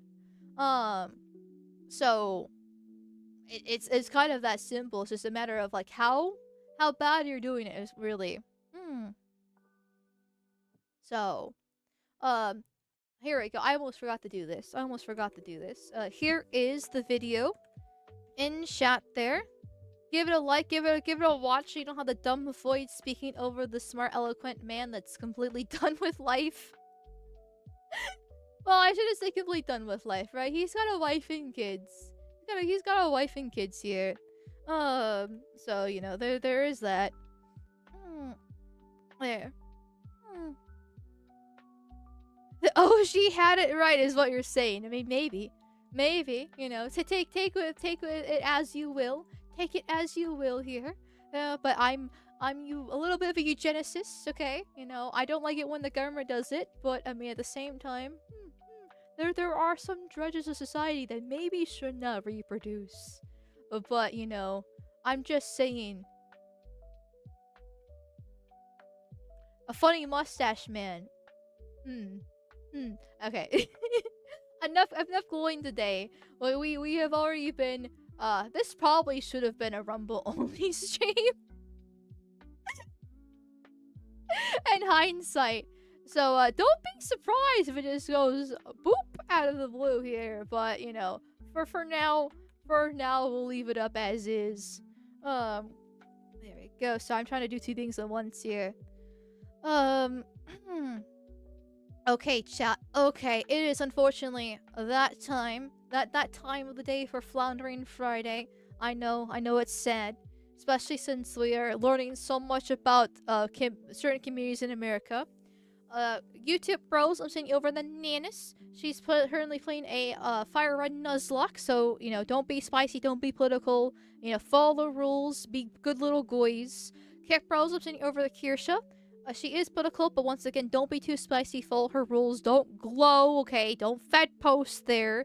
Don't be gay. We don't like the gays here, no matter how much it is Pride Month. Okay, you still get thrown off buildings. And then Rumble Bros, I'm sending you over the Oko. Well, once again, not very political, so don't glow, don't be spicy, the whole shebang. Okay, come on. Get it together. So yeah. Thank you everybody for all the subby bubbies, donos, and vigorous spankings. I hope you enjoyed today's Floundering Friday. I will see you tomorrow at 2:30 p.m. EST on V's channel for Under the Bridge, 4 p.m. for the Archcast, and then around 7:45, 8 p.m. depending on how long the Archcast goes on for whatever I do tomorrow. Probably gaming streams. We haven't done it this week, but you know how the wind blows. You know how the wind blows. Good night, everybody. Hasta la vista. Or I should say for tonight's theme, shit, bye my fellow N-Wise. I hope you have a good night today. Hasta la vista. Oh, good night, my little sugar plums. Ooh.